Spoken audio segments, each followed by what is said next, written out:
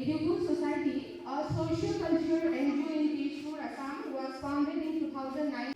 Educate Society's goal is to ensure that youth enjoy the positive and creative aspect of self-expression and at the same time allow their own success through creative work in a safe environment.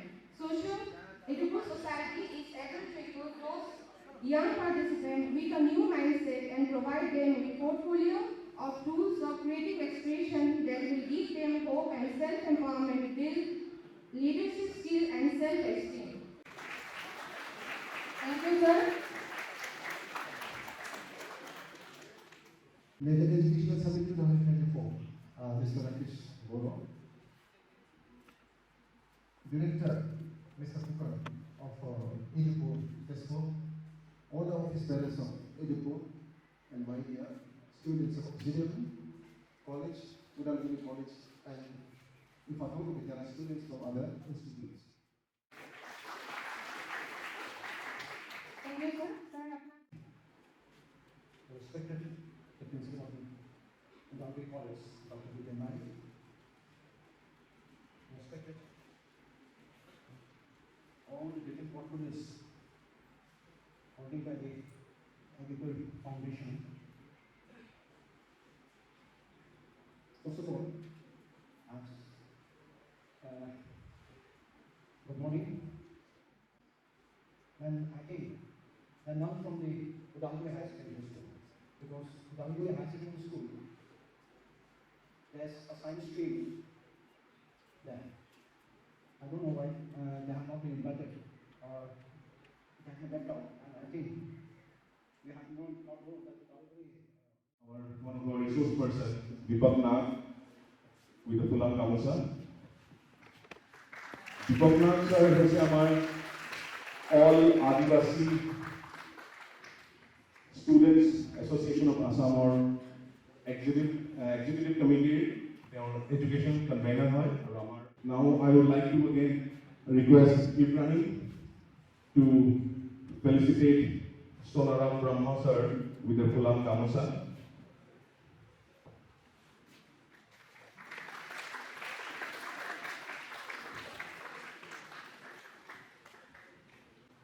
And me personally, I will be felicitating our very dear, very high-spirited, high-energized director of Edupur Foundation, Mr. Amit Rajkor with the Pulam Kamusa.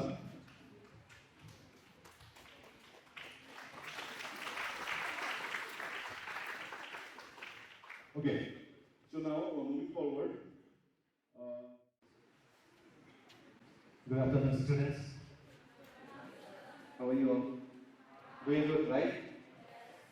Since I asked me to introduce myself, as to where I come from, my complete name is George Deepak Nag, and I hail from Kokabasti, that's little lower Parlo.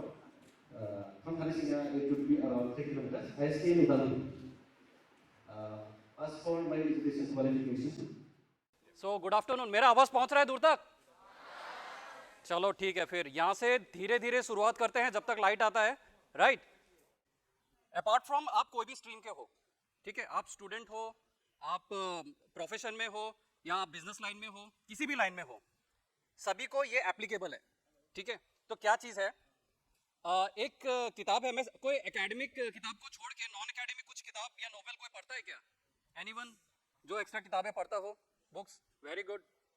और कोई पढ़ता है? एक book है power of subconscious mind. कभी सुना है किसी ने किताब? माइंड में दो चीजें होता है, क्या कौन कौन सा? Conscious and subconscious mind. सुना तो है लेकिन समझा है किसी ने? कोई बता पाएगा क्या चीज है ये जुगलबंदी, कॉन्शियस और सबकॉन्शियस माइंड? अब मैं थोड़ा सा इसको ब्रीफली बताता हूं, राइट? क्या होता है, मेरे को डेमोन्स्ट्रेशन के लिए एक लड़का चाहिए या एक लड़की चाहिए जो स्टेज में आने का दम रखता हो, राइट? जिनको स्कूटी या बाइक चलाना आता है, कोई एक ऐसा है? Anyone from the audience? कोई एक? देखते हैं हिम्मत किसमें है आज. हाँ, कोई तो होगा. तुम्हारे हो क्या? कोई जिसको बाइक चलाना है? लड़कों को किसी को नहीं आता है, लड़कियों को स्कूटी किसी को नहीं आता? चलो ठीक है, बाइक छोड़ो, साइकिल चलाना अब तो मना नहीं करोगे? कौन आएगा? जस्ट कुछ नहीं पूछूंगा, डरना क्या है, बस आना है मेरे साथ में, जस्ट थोड़ा दो बातें करना है। कोई? वेरी गुड, सब लोग क्लैप करो।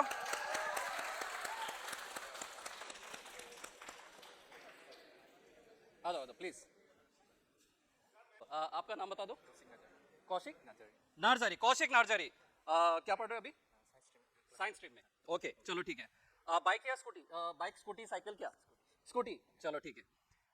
सो मेरा तुमसे पहला सवाल ये होगा कि जब तुमने पहली बार स्कूटी चलाना सीखा था, अब उसको इमेजिन करो, ठीक है, और मेरे को बताओ कि फर्स्ट टाइम जब तुमने रोड से स्कूटी चलाया था तुम्हारा एक्सपीरियंस कैसा था? अच्छा, कैसे अच्छा था? फर्स्ट टाइम कोई स्कूटी चलेगा अच्छा कैसे हो सकता है, राइट? हाँ, सच वाला बताओ। कॉमेडियन था? अच्छा, कॉम्पिडेंट था। सो बेसिकली डर लगा था? ऐसा होता है ना कि ऐसा होता है ना कि जब हम लोग कोई भी स्कूटी या बाइक चलाते हैं तो डर लगता है ना।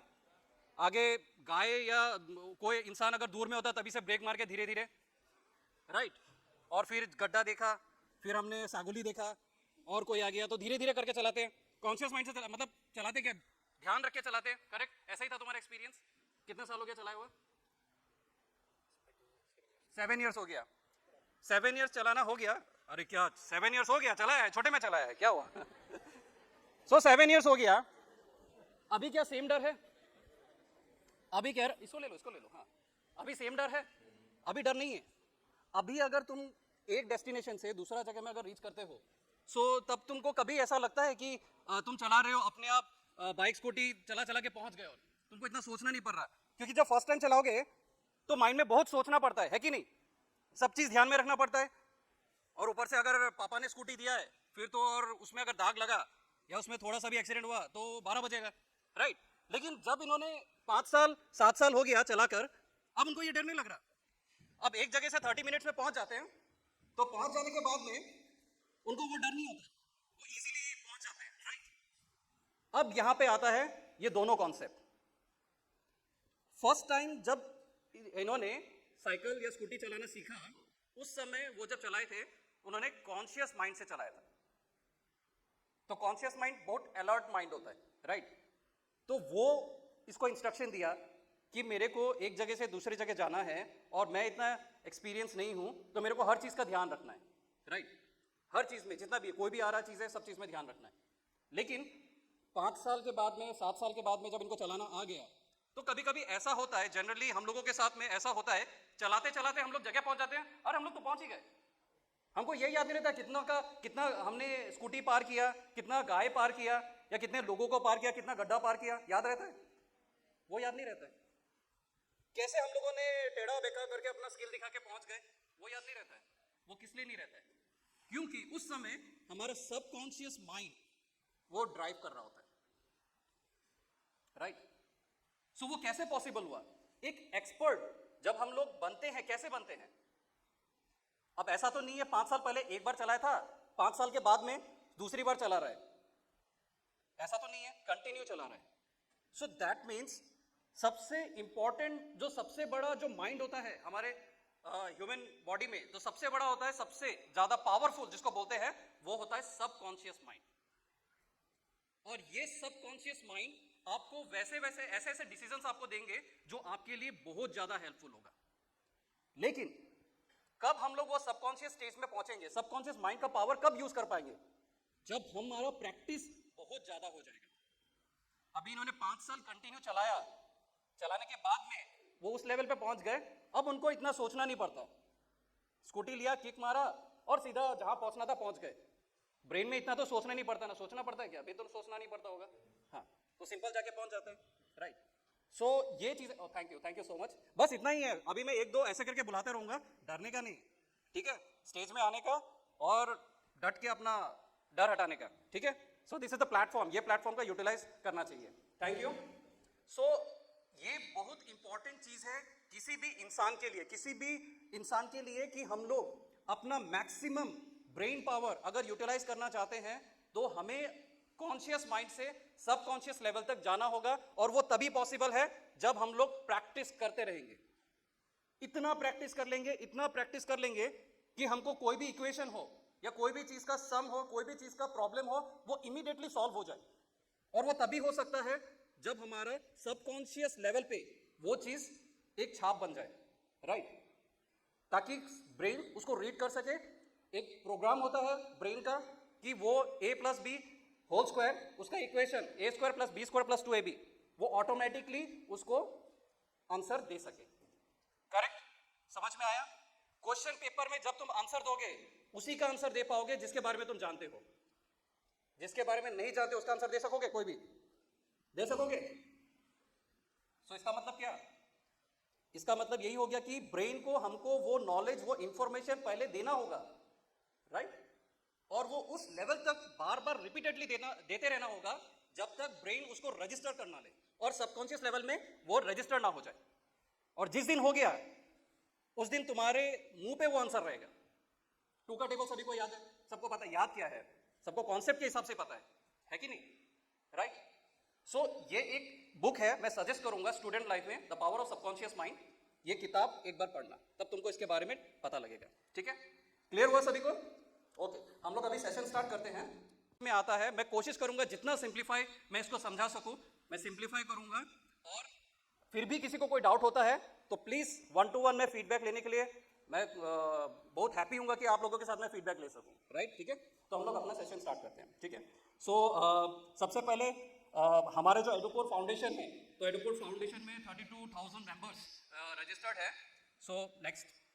सो मैं अपना ब्रीफ इंट्रोडक्शन दे देता हूँ। सो मेरा नाम अमित राज कोहर है। I am the social entrepreneur, business and information technology consultant, social activist, founder, director of CEO of Educore group, ex Indian Army trainer, guest faculty UGC, National Awardee 2013, brand ambassador of Indian Army Ex-Servicemen Association 2018, 15 years of expertise in entrepreneurship development, IT, ये IT income tax नहीं है, information technology, right?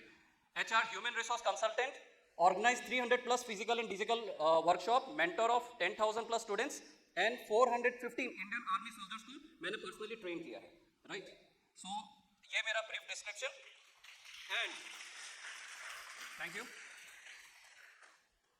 तो ये कुछ previous slide, ये कुछ workshops है जो मैंने अलग अलग कॉलेजेस में कंडक्ट किए हैं। दौड़ंग कॉलेज में, तेजपुर कॉलेज में, Biswanath college, CKB commerce college. So मेरे अलग अलग सेशंस इसमें हुए हैं। और one of the biggest job fair हम लोगों ने जोरहाट में कंडक्ट किया था 2022 में, right? Cyber security awareness schools में मैं प्रोवाइड करता हूँ। So next slide, I am the first generation entrepreneur Tezpur का जिसके पास में 2 इंटेलेक्चुअल प्रॉपर्टी राइट्स रजिस्टर्ड है।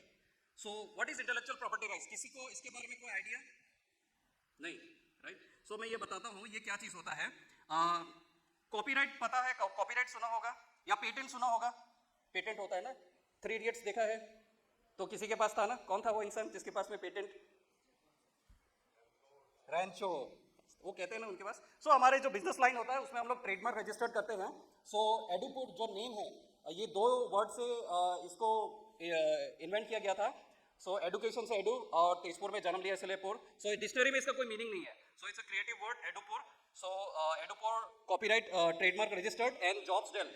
सो जॉब्सडेल इज अ प्लेटफॉर्म, जैसे कि नौकरी, शाइन होता है ना प्लेटफॉर्म जिसमें नौकरी के लिए हम लोग सर्च करते हैं, तो उसी की तरह है। सो ये रजिस्टर्ड है। सो 5 साल का फाइट करना पड़ा। फाइट करने के बाद में ये दोनों अभी रजिस्टर्ड मेरे नाम पे है, राइट? अभी मैंने और 3 रजिस्टर्ड करने के लिए प्रोसेस किया। It will take time. ये बहुत इंपॉर्टेंट है कि हम लोग जैसे कि टाटा, रिलायंस, नाम सुना होगा ना, एयरटेल, राइट? सो ये रजिस्टर्ड होता है ट्रेडमार्क। ये नाम हम लोग यूज नहीं कर सकते अपने बिजनेस में, कोई दूसरा यूज नहीं कर सकता है। तो करने से क्या होगा भाई? मैंने मेहनत किया है और मैं मेहनत करने के बाद में कोई दूसरा उसका नाम क्या यूज करेगा तो ये डिफिकल्ट हो जाएगा ना, है कि नहीं? कोई चाहेगा क्या? कोई नहीं चाहेगा। तो इसीलिए हम लोगों को टेक्निकली हम लोग उसको रजिस्टर्ड कर लेते हैं। और गवर्नमेंट जो है इंटेलेक्चुअल प्रॉपर्टी राइट्स बोलते हैं। जैसे कि ये प्रॉपर्टी हो गया, इसका कोई मालिक होगा या दूसरा तुम लोगों का घर का कोई मालिक होगा, राइट? तो ये फिजिकल प्रॉपर्टी है। और ये जो है ये इसको बोलते हैं इंटेलेक्चुअल प्रॉपर्टी, राइट? सो इंटेलेक्चुअल प्रॉपर्टी जो होता है वो दिखता नहीं है, लेकिन वो ब्रांड होता है, वो नाम होता है, वो रिकॉग्निशन होता है जो हम लोगों का बिजनेस या हम लोगों का ऑर्गेनाइजेशन उसको रिप्रेजेंट करता है। ठीक है, तो ये हो गया। Next slide. 12+ सेंट्रल गवर्नमेंट का सर्टिफिकेशन है एडुपुर के पास में। हम लोग directly ministry of corporate affairs, government of India, NITI Aayog के अंदर में रजिस्टर्ड है। नेक्स्ट, 12वे और 80G का हमारा रजिस्ट्रेशन है, जो टैक्स बेनिफिट मिलता है, तो वो भी हमारा सर्टिफिकेशन इसमें है। नेक्स्ट, अलग अलग हम लोगों ने creative workshops, school college workshop, then Guinness book of world record Tezpur में 2 टाइम हम लोगों ने इवेंट वो किया था, तो वो भी हम लोगों ने किया है। फ्लड रिलीफ हो गया, हेल्थ कैम्प हो गया, ट्री प्लांटेशन हो गया, वॉल पेंटिंग हो गया, इंडियन आर्मी का इवेंट हो गया, ब्लड डोनेशन, डिस्ट्रिक्ट न्यूज़लेटर हो गया, टी ब्रूइंग कॉन्टेस्ट हो गया, मैराथन हो गया, Namami Brahmaputra, then Swachh Bharat Abhiyan, art competition, calligraphy competition, then talent show और चिल्ड्रंस ड्रामा, अलग अलग इवेंट्स हम लोगों ने थ्रू आउट द ईयर हम लोग करते आ रहे हैं, राइट। नेक्स्ट, तो ये कुछ इवेंट्स हैं जो हम लोगों ने किया था प्रीवियस ईयर में। नेक्स्ट, ये कुछ न्यूज़पेपर कटिंग है जिसका मीडिया कवरेज हम लोगों को मिला था। नेक्स्ट, ये हम लोगों ने फ्लड रिलीफ कैंप किया गया था, एक दिन में 500 लोगों को हम लोगों ने 5 घंटे के अंदर में खाना खिलाया था, राइट। सो खुद से हम लोगों ने वो किया था, 1 डे इवेंट था, तो उसका ये कुछ, और हम लोगों ने सेंसस किया था उस गांव का, उस गांव के लोगों को पता नहीं है मेरे गांव में कितने लोग हैं, तो हम लोगों ने तेजपुर यूनिवर्सिटी के साथ में कोलैबोरेशन करके हम लोगों ने वो इवेंट किया था, और उस गांव का सेंसस करके हम लोगों ने वो डेटा उनको प्रोवाइड किया गया था। और उस गांव में रोड का सबसे बड़ा प्रॉब्लम था, क्योंकि कम्युनिकेशन, रोड ट्रांसपोर्टेशन, राइट, तो ये कितना बड़ा इशू होता है कोई भी गांव के डेवलपमेंट के लिए। तो उस गांव के डेवलपमेंट के लिए सबसे बड़ा इशू था कि वहां पे रोड मतलब कच्चा है, और इतना कच्चा है कि इतना खराब है कि आप चल के नहीं जा सकते हो। हम लोगों ने जब ये इवेंट किया था, ट्रैक्टर में बैठ के हम लोग गए थे, 2 ट्रिप मारा था ट्रैक्टर में, हालत खराब हो गया था पीठ का, तो ऐसे करके हमको जाना पड़ा। लेकिन जैसे ही हम लोगों ने इवेंट किया, विद इन 3 मंथ्स वहां पे पक्का रोड बन गया। सो इस तरीके से हम लोगों ने वहां पे अपना कंट्रीब्यूशन दिखाया। एंड नेक्स्ट, हमारा बहुत सारे वेल विशिंग मेंबर्स हमारे सोसाइटी में लोगों ने योगदान दिया है, जैसे कि हमारे former chief minister Tarun Gogoi sir, उन्होंने भी बहुत कुछ कंट्रीब्यूशन दिया था। फिर उसके बाद में हमारा संजुक्ता पराकर, हमारे एसपी मैम थी, तो उन्होंने भी किया था, Lalit Gogoi DC, then Amarjyoti Choudhury sir, तो कई लोगों ने हमारे साथ में इस मिशन को लेके आगे काम किया था। नेक्स्ट, तो एडुपुर जो ग्रुप है उसका मैं थोड़ा सा स्ट्रक्चर बता दूं कि हमारा टोटल ग्रुप ऑफ 5 कंपनीज है। तो उसके अंदर में Edupur society, it's an NGO social organisation, जहाँ पे हम लोग स्टूडेंट्स और स्कूल्स कॉलेज इंस्टीट्यूट्स के ऊपर में हम लोग काम करते हैं, राइट। उनके कैरियर काउंसलिंग का हो गया या उनका अपलिफ्टमेंट के ऊपर में, तो कई सारे हम लोग प्रोग्राम्स उसमें करते हैं। देन एडुपुर एम्प्लॉयमेंट सर्विस, ये हमारा एचआर कंपनी है, जहाँ पे हम लोग कैंडिडेट को जॉब प्लेसमेंट में हेल्प करते हैं, मदद करते हैं। देन जॉब्स डेल, ये जैसे कि नौकरी हो गया, शाइन हो गया, राइट, इस तरीके से तो जॉब का इन्फॉर्मेशन हम लोग प्रोवाइड करते हैं। डीवीआरएस इंडिया सॉफ्टवेयर टेक्नोलॉजिकल कंपनी है, हम लोग central government, state government, private institute, individual, उनके लिए वेबसाइट, सॉफ्टवेयर टेक्नोलॉजी हम लोग प्रोवाइड करते हैं। Then Tezpur online, it's e commerce app हम लोगों ने डेवलप किया था, अभी वो हम लोगों ने एक लिस्टिंग डायरेक्टरी करके हम लोगों ने किया है, जिसमें सारा इन्फॉर्मेशन, अभी किसी को इलेक्ट्रिशियन चाहिए, इलेक्ट्रिशियन लिख दो, उसका कॉन्टैक्ट नंबर, एड्रेस सब कुछ आ जाएगा। तो किसी के घर में भी कोई प्रॉब्लम है तो वो डायरेक्टली वहां से कांटेक्ट करके कि भाई मेरा नलका खराब है, प्लीज ठीक कर दीजिए, वो आ जाएगा, ठीक करके चला जाएगा, राइट। हर किसी के पास में तो इन्फॉर्मेशन नहीं होता है, तो हम लोगों ने वो प्लेटफॉर्म भी बनाया है फॉर सोशल कॉज। उसके बाद में एडुपुर शिक्षा मिशन, अब इसके अंदर में हम लोग कॉलेजेस में DIT, diploma in information technology, तो ये जो है कंप्लीटली फ्री, हम लोग कॉलेजेस अगर हमको हमारे साथ में MOU साइन अप करता है तो हम लोग फ्री DIT जो है, आप लोगों को बाहर में जाके करना पड़ता है ना, कंप्यूटर कोर्स तो आजकल कितना इंपॉर्टेंट है कि नहीं आज का समय में, तो वो चीज़ हम लोग कॉलेज के अंदर में आपको फ्री ऑफ कॉस्ट प्रोवाइड कर देते हैं, ताकि वो सर्टिफिकेट लेके आप आगे जाके आप जॉब के लिए या हायर स्टडीज के लिए अप्लाई कर सकते हो, राइट। नेक्स्ट, सो अभी हम लोग मेन मुद्दे पे आते हैं, जैसे कि टाइम्स ऑफ इंडिया में आपका एक आर्टिकल पब्लिश हुआ था जिसमें आसाम का अनएम्प्लॉयमेंट फैक्ट्स पब्लिश किया गया था। तो इसमें बताया गया है कि 57 लाख यूथ जो है एम्प्लॉयमेंट एक्सचेंज में रजिस्टर करते हैं, और उसमें से 2.36 लाख जो है वो एम्प्लॉयमेंट एक्सचेंज से जॉब का इंफॉर्मेशन या फिर अपॉर्चुनिटी मिलता है जिनको, राइट। सो ये बहुत कम परसेंटेज है। तो इसके कारण क्या होता है कि हम लोगों को अनएम्प्लॉयमेंट, क्योंकि मैक्सिमम लोग वहीं पे रजिस्टर करते हैं, और वहाँ से अगर हमको वो इन्फॉर्मेशन खाली एक सोर्स से इन्फॉर्मेशन होने से तो नहीं होता है, हमको खुद भी मेहनत करके जाना पड़ता है, लोकल जितने भी एम्प्लॉयर्स है या खुद से भी अप्रोच करना पड़ता है, राइट। सो उस हिसाब से हम लोगों का जो है बहुत कम अनएम्प्लॉयमेंट का रेशियो ज़्यादा है, तो उसके लिए हमको खुद से भी लड़के आगे काम करना पड़ेगा, राइट। तो वो कैसे होगा? Next, so basically after graduation या फिर आफ्टर हाई सेकेंडरी जब भी हम लोग करते हैं तो हमारे लिए आगे अपॉर्चुनिटीज क्या है तो वो देखते हैं। तो बेसिकली 3 ऑप्शंस रहते हैं। नेक्स्ट नेक्स्ट नेक्स्ट नेक्स्ट हाँ ओके। सो आइदर हम लोग जाते हैं प्रिपेयरिंग फॉर हायर स्टडीज करने के लिए कोई जाएगा, नेक्स्ट जाएगा want to start a business, कोई है जो बिजनेस भी स्टार्ट कर सकता है, या फिर फादर का बिजनेस है उसको भी ज्वाइन कर सकता है, हो सकता है ना, राइट? या तो लुकिंग फॉर अ जॉब, या तो डायरेक्टली वो जॉब के लिए जाएगा। ये तीन ही सेगमेंट है, राइट? तो ये तीन सेगमेंट में ही आगे करेगा। अब इसमें से जो है preparing for higher studies, already मेरे प्रीवियस रिसोर्स पर्सन उन्होंने बताया है कि हायर स्टडीज के लिए हमको क्या करना होगा। अगर मेडिकल, इंजीनियरिंग या अदर हम लोग सेक्टर्स में, यूपीएससी हो गया, एपीएससी हो गया, नीट के लिए एग्जाम हो गया, जेडब्ल्यू हो गया, तो उसके लिए हमको क्या करना है, किस तरीके से करना है, उसका सेशन ऑलरेडी बताया है। और हमारे नेक्स्ट जो रिसोर्स पर्सन रहेंगे तो वो भी आपको बताएंगे कि हायर स्टडीज में हमको किस तरीके से आगे लेके करना है, right? Want to start a business, अब ये बहुत इंटरेस्टिंग चीज है। तो सबसे पहले मैं जानना चाहता हूं, आप लोगों में से कोई है जो बिजनेस करना चाहता है इन फ्यूचर में? थोड़ा हाथ लंबा, क्योंकि मेरे दूर से नहीं दिख पा रहा हूं। Very good, 1 2 3 4 5 6, okay 7। सो अप्रोक्सीमेटली 10% मेरे को दिख रहा है जो अपना कुछ बिजनेस स्टार्ट करना चाहता है, करेक्ट? सो अब मेरे को बताओ, जॉब के लिए कौन जाना चाहता है?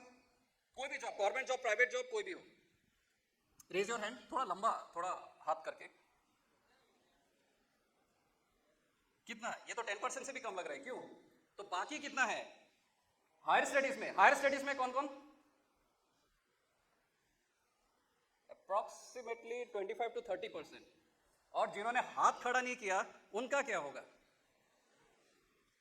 हाँ? अच्छा, जिन्होंने हाथ खड़ा नहीं किया वो हाथ खड़ा करे तो? ये मेरे को काफी इंटरेस्टिंग लग रहा है। जिन्होंने हाथ खड़ा नहीं किया वो हाथ खड़ा करे तो? कोई नहीं है क्या? ऐसा हो सकता है, ऐसा नहीं है कि नहीं हो सकता, क्योंकि इसमें कंफ्यूजन बहुत आता है। मैं गारंटी देके बोल रहा हूं, अभी भी आप लोगों का 80% होगा तो कंफ्यूजन माइंड में होगा कि मेरे को क्या करना चाहिए राइट नाउ, क्योंकि वो स्टेज से हम लोग ऑलरेडी पार होके आ चुके हैं। तो हमको पता है, सच बोलो या झूठ बोलो, लेकिन यही सत्य है, यही सत्य है, यही सच है कि कंफ्यूजन माइंड में रहेगा। कंप्यूटर जो काम करता है वो बेसिकली 3 स्टेप में काम करता है। टेक्निकली 4 है, लेकिन 3 बेसिक स्टेप है। पहला स्टेप हो गया इनपुट। अब शायद किसी किसी को याद आएगा कि हाँ ऐसा कुछ तो है, लेकिन राइट। सेकेंड स्टेप क्या होगा? नो, सेकेंड स्टेप हो गया प्रोसेस, राइट। तो अब थर्ड स्टेप क्या होगा? हाँ हाँ हाँ, आउटपुट। लेकिन कुछ और एक आंसर निकला था, चलो उसको इग्नोर कर देते हैं, ठीक है। सो ये 3 स्टेप में काम होता है, इनपुट, प्रोसेस, आउटपुट, करेक्ट। ये 3 प्रोसेस तुम लोगों के लाइफ में भी काम होता है।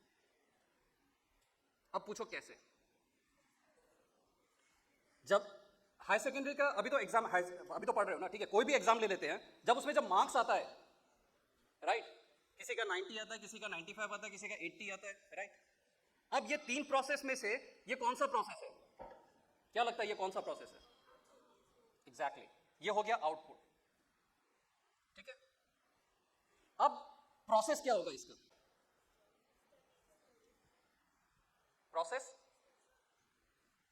प्रोसेस मान के चलो कि ठीक है, प्रोसेस हो गया स्टडी, या फिर आपने जो एग्जाम दिया उस समय, अगर आप एग्जाम नहीं दोगे तो 90 मिलेगा, तो इंपॉर्टेंट है, राइट। इनपुट क्या होगा?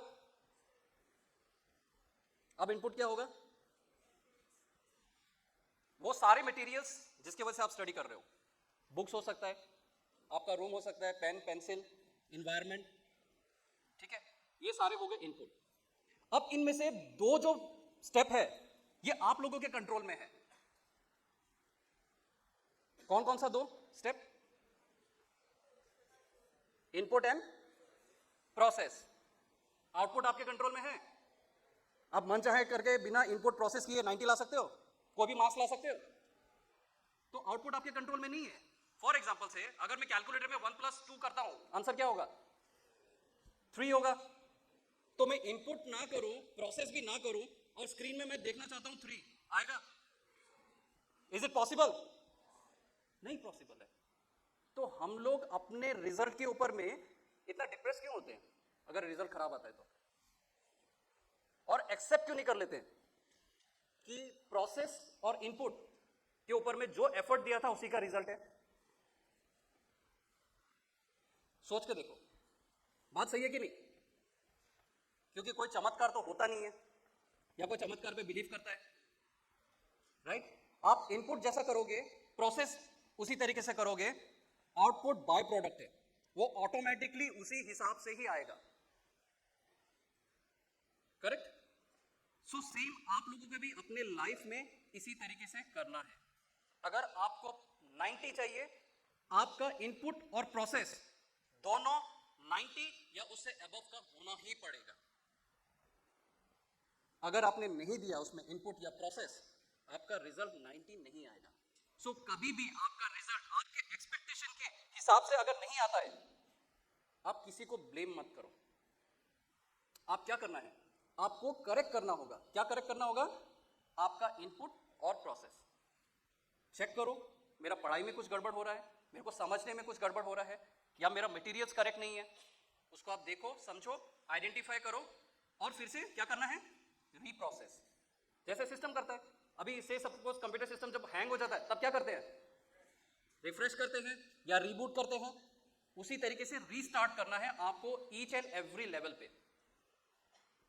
अगर हैंग हो जाता है तो कंप्यूटर लेके धड़म किया है किसी ने आज तक? मोबाइल लेके धड़म किया है? नहीं किया है ना। सिंपल सा बात है। तो अपने लाइफ को क्यों करना? ये तो सिंपल सा प्रोसेस है जो 3 स्टेप में होता है। प्रोसेस आइडेंटिफाई करो, इनपुट आइडेंटिफाई करो, और अपना 100% दो, आ गया तुम्हारा रिजल्ट। क्लियर हो गया? ओके। फ्रेमवर्क्स में आपको दूंगा जिससे आप लोगों को अपना कैरियर आइडेंटिफाई होने के लिए आसानी होगा। ठीक है? ये बहुत इंपॉर्टेंट है, ध्यान से देखना, ध्यान से समझना। ठीक है? ओके, मैं स्टार्ट करूं? Okay, thank you. सो सबसे पहला स्टेप, नेक्स्ट। सो सबसे पहला चीज है आइडेंटिफाई योर हॉबी और इंटरेस्ट। ये सबसे इंपॉर्टेंट चीज है अपने कैरियर को आइडेंटिफाई करने के लिए। क्यों? हॉबी कुछ भी हो सकता है। कोई हॉबी बताएगा? आपका हॉबी क्या है? हाँ हाँ, क्लीन द हाउस। अच्छा, ये भी बहुत अच्छा हॉबी है। और कोई अपार्ट फ्रॉम दिस? और कोई पीछे से? हाँ हाँ, क्या चीज? डांसिंग। वेरी गुड, डांसिंग, ये भी बहुत अच्छा हॉबी है। और कुछ? वॉशिंग। अरे ये तो इंटरेस्टिंग हॉबी है। वॉशिंग कौन, किसने बोला? हाँ हाँ, क्या चीज? और गॉसिपिंग। यस, हाँ, और क्रॉस सेटिंग। अच्छा, ओके। बट गॉसिपिंग जो बोला है ना, अब ये भी बहुत इंटरेस्टिंग है और ये बहुत इंपॉर्टेंट है। मैंने गलत सुना बट मैंने समझा, लेकिन सही है। क्यों इंपॉर्टेंट है? आज का दिन में सबसे इंपॉर्टेंट स्किल अगर मैं पकड़ता हूं, कोई बता सकेगा कौन सा स्किल सबसे आज का दिन में मोस्ट इंपॉर्टेंट स्किल है? Communication skill. एग्री? क्यों? जन्म से लेकर मृत्यु तक आदमी के पास एक लौता ये स्किल है जो हमेशा उसके साथ रहता है। राइट? और कुछ ऐसे लोग भी हैं जो मरते दम तक उनका वाक्य सुनने के लिए, उनका सेंटेंस सुनने के लिए, उनका वर्ड सुनने के लिए हम लोग लिखते हैं, सुनते हैं। राइट? और असर करता है, बहुत लोगों को असर करता है। सो कम्युनिकेशन सबसे इंपॉर्टेंट स्किल है आज का दिन में, और वो स्टार्ट होता है आप लोगों का जो डे टू डे एक्टिविटीज है उसी से स्टार्ट होता है।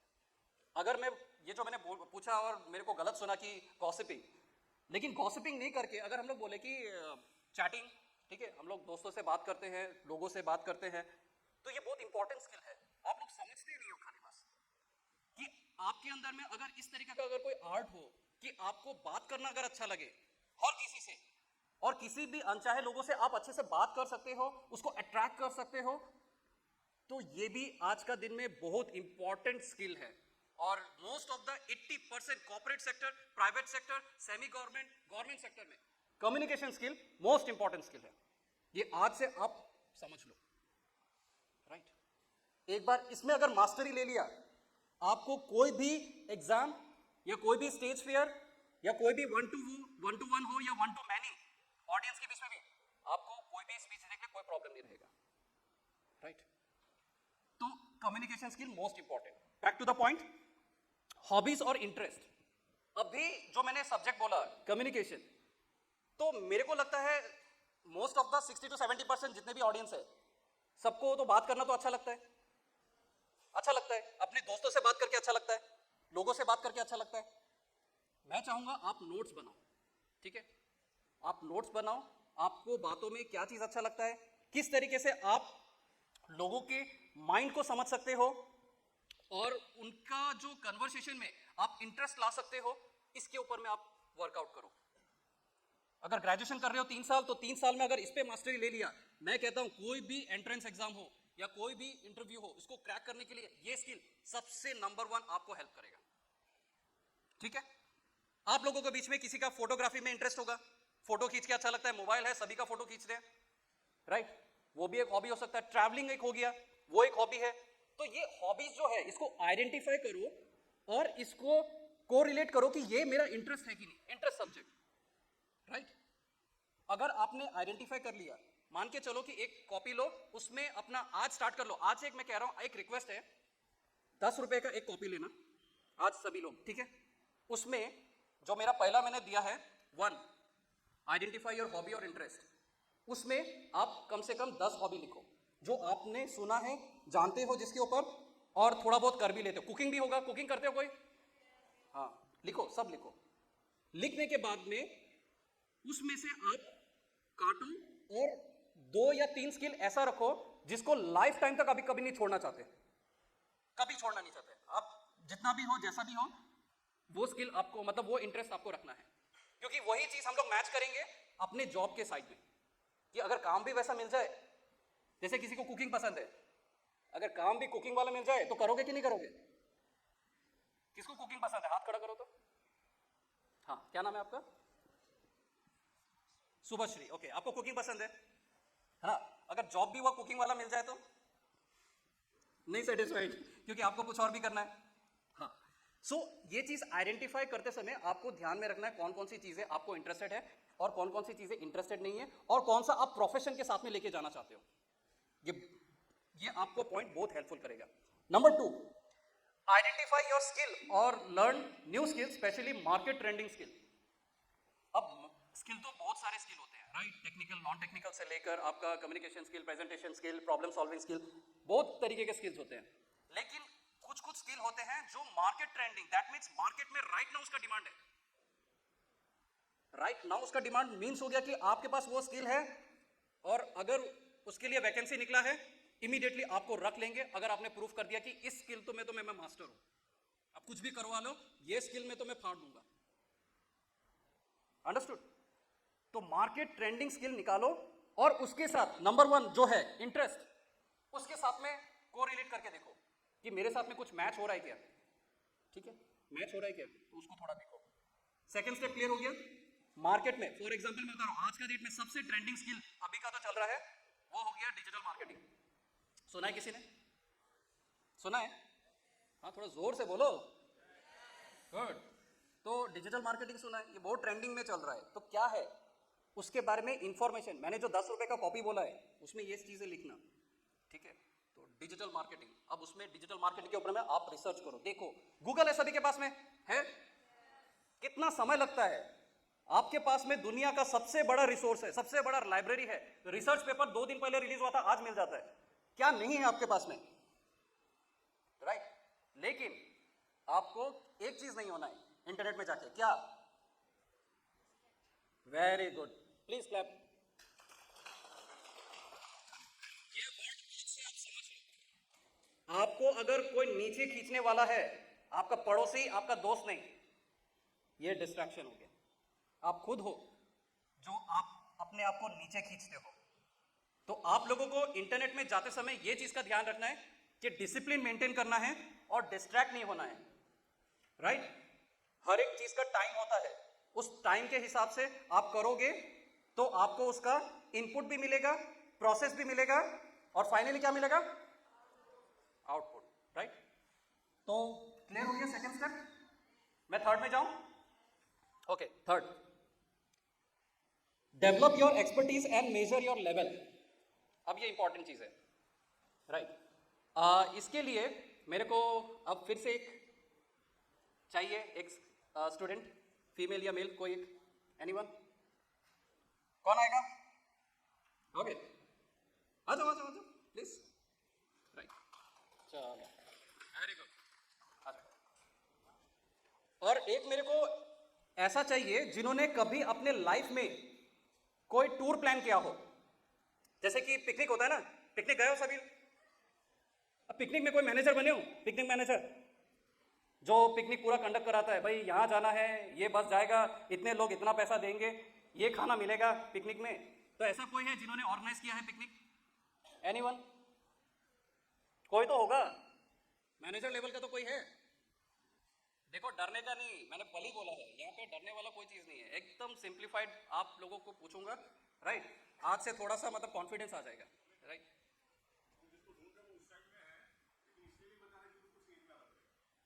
ऐसा है क्या? तो अगर मैं माइक दे दूं तो वहां पे तब तो नहीं डरोगे? कोई है यार? इतना इंटरेस्टिंग सेशन बना रहा हूं, आप डरोगे तो कैसे होगा? डर के आगे क्या है? ये सब बड़ा याद रहता है ना, डर के आगे जीत है, लेकिन मानते नहीं हो, मानता कोई नहीं है, करेक्ट? हाँ, ये बड़ा समस्या वाला है। ओके चलो फिर, अच्छा मेरा एक सवाल है, जैसे कि कोई भी टूर प्लान या कुछ ऐसा पहले के भी किया है, मतलब फैमिली के साथ कहीं गए हो? हाँ चलो वेरी गुड। थोड़ा सा ब्रीफली मेरे को बताओ क्या क्या किया। हाँ सबसे पहले सवाल आएगा, कब किया था? Last year. कहाँ गए थे? अच्छा तो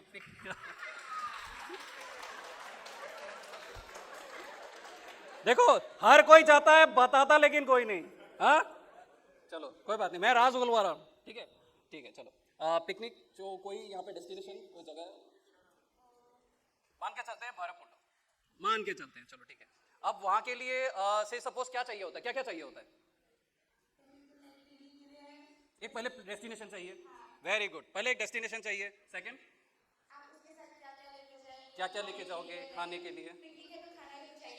मोस्ट इंपॉर्टेंट, वेरी गुड। देखा, इंटरेस्टिंग लग रहा है ना? Very good. अच्छा एक बजट भी होता है ना? एक बजट चाहिए होगा कि मान के चलो कितने लोग, कोई भी एक रफ बोल दो, घर में कौन चेक करेगा? हाँ 5 लोगों के लिए, तो 5 लोगों के लिए तो खाना भी तो चाहिए होगा, तो मान के चलते हैं अगर खाते पीते घर के हैं तो 1000 पर हेड, सो 5000 रुपये चलेगा? हाँ चलेगा, 5000 रुपये। तो ये बजट ले लिया, डेस्टिनेशन ले लिया, फूड ले लिया हम लोगों ने, गाड़ी ले लिया है ना, गाड़ी ले लिया, उसमें फ्यूल ले लिया, और एक टाइमिंग भी होगा जिस टाइमिंग में हमको जाना है। कितने बजे का टाइमिंग कहते हैं?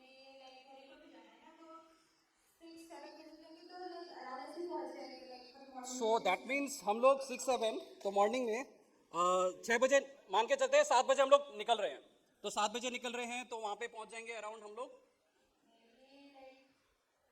8 बजे, 3 घंटे। चलो ठीक है, 7 बजे अगर जाते हैं 10 बजे पहुँच जाते हैं, 10 बजे पहुँच लिया। अब अरे अभी ध्यान दो, सो 10 बजे हम लोग पहुँच गए। सो 10 बजे पहुँचने के बाद में तो हम लोगों ने वहाँ पे इंजॉयमेंट किया, थोड़ा देखे हम लोगों ने, राइट? और उसके बाद में हम लोगों ने वहाँ पे खाना खाया, और कितने बजे हम लोग रिटर्न आ गए? 3 और 4, तो 3 से 4 बजे तक हम लोग रिटर्न आ गए।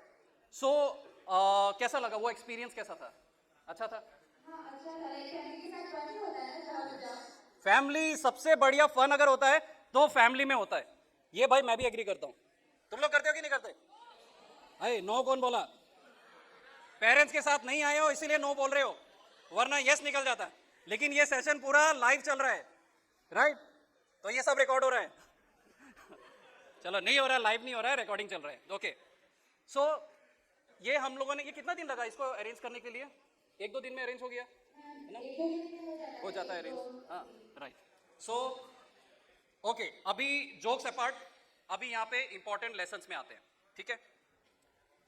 इन्होंने जो प्लान ऑर्गेनाइज किया और ये प्लान सक्सेसफुल हुआ है, राइट? हमारा लाइफ का जो कैरियर होता है वो इसी तरह होता है, राइट? इसी तरह हम लोग अपना लाइफ का कैरियर भी प्लान कर सकते हैं, एज सिंपल हम लोग फैमिली टूर जैसा प्लान करते हैं, राइट? कैसे? अब मैं आपको बताता हूं। यहां में से कितने लोग हैं जिनको अपना एम एंड ऑब्जेक्टिव क्लियर है, क्या बनना है लाइफ में? एकदम रेज योर हैंड। ओके, तो माइक है, माइक है। अच्छा थोड़ा बोल दो वहां से जोर से, क्या बनना चाहते हो? Medical? Okay, very good.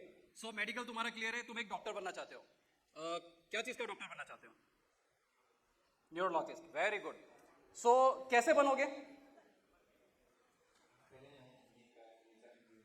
NEET का एग्जाम दोगे, राइट?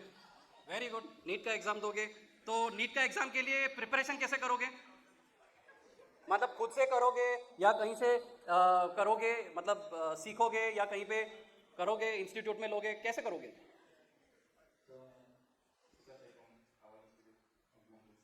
ओके, तो इंस्टीट्यूट की तरफ से आप सीखोगे, उसको करोगे। ओके, सो ठीक है, बैठो, थैंक यू। सो देखो, अगर हमारे लाइफ में अगर क्लियर है कि हमको बनना क्या है, दैट मीन्स अगर जैसे इन्होंने डिसाइड किया है कि मेरे को पिकनिक के लिए एक डेस्टिनेशन चाहिए, राइट? वो क्या था? भैरव कुंड। अगर वो डेस्टिनेशन अगर क्लियर नहीं होगा, आप पिकनिक कहाँ करोगे? इमेजिन करो, पिकनिक के लिए मैं कल लेके जा रहा हूं, लेकिन किसी को नहीं बता रहा हूं कहां जा रहे हो। कितने परसेंट लोग हैं जो जाना चाहेंगे? अरे मैं जगह नहीं बता रहा, फिर भी आ रहे हो?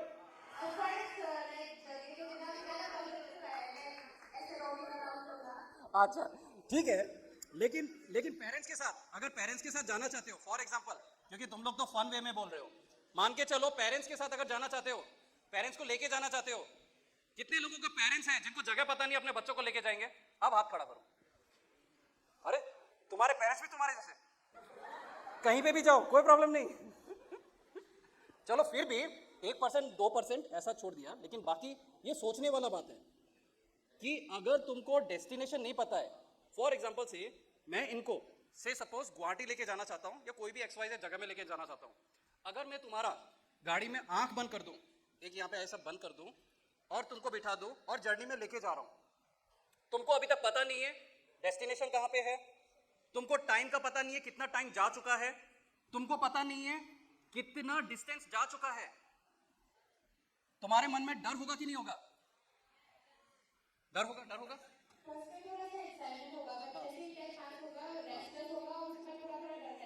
ऑफ कोर्स, एकदम करेक्ट आंसर बोला है, एकदम 100% करेक्ट।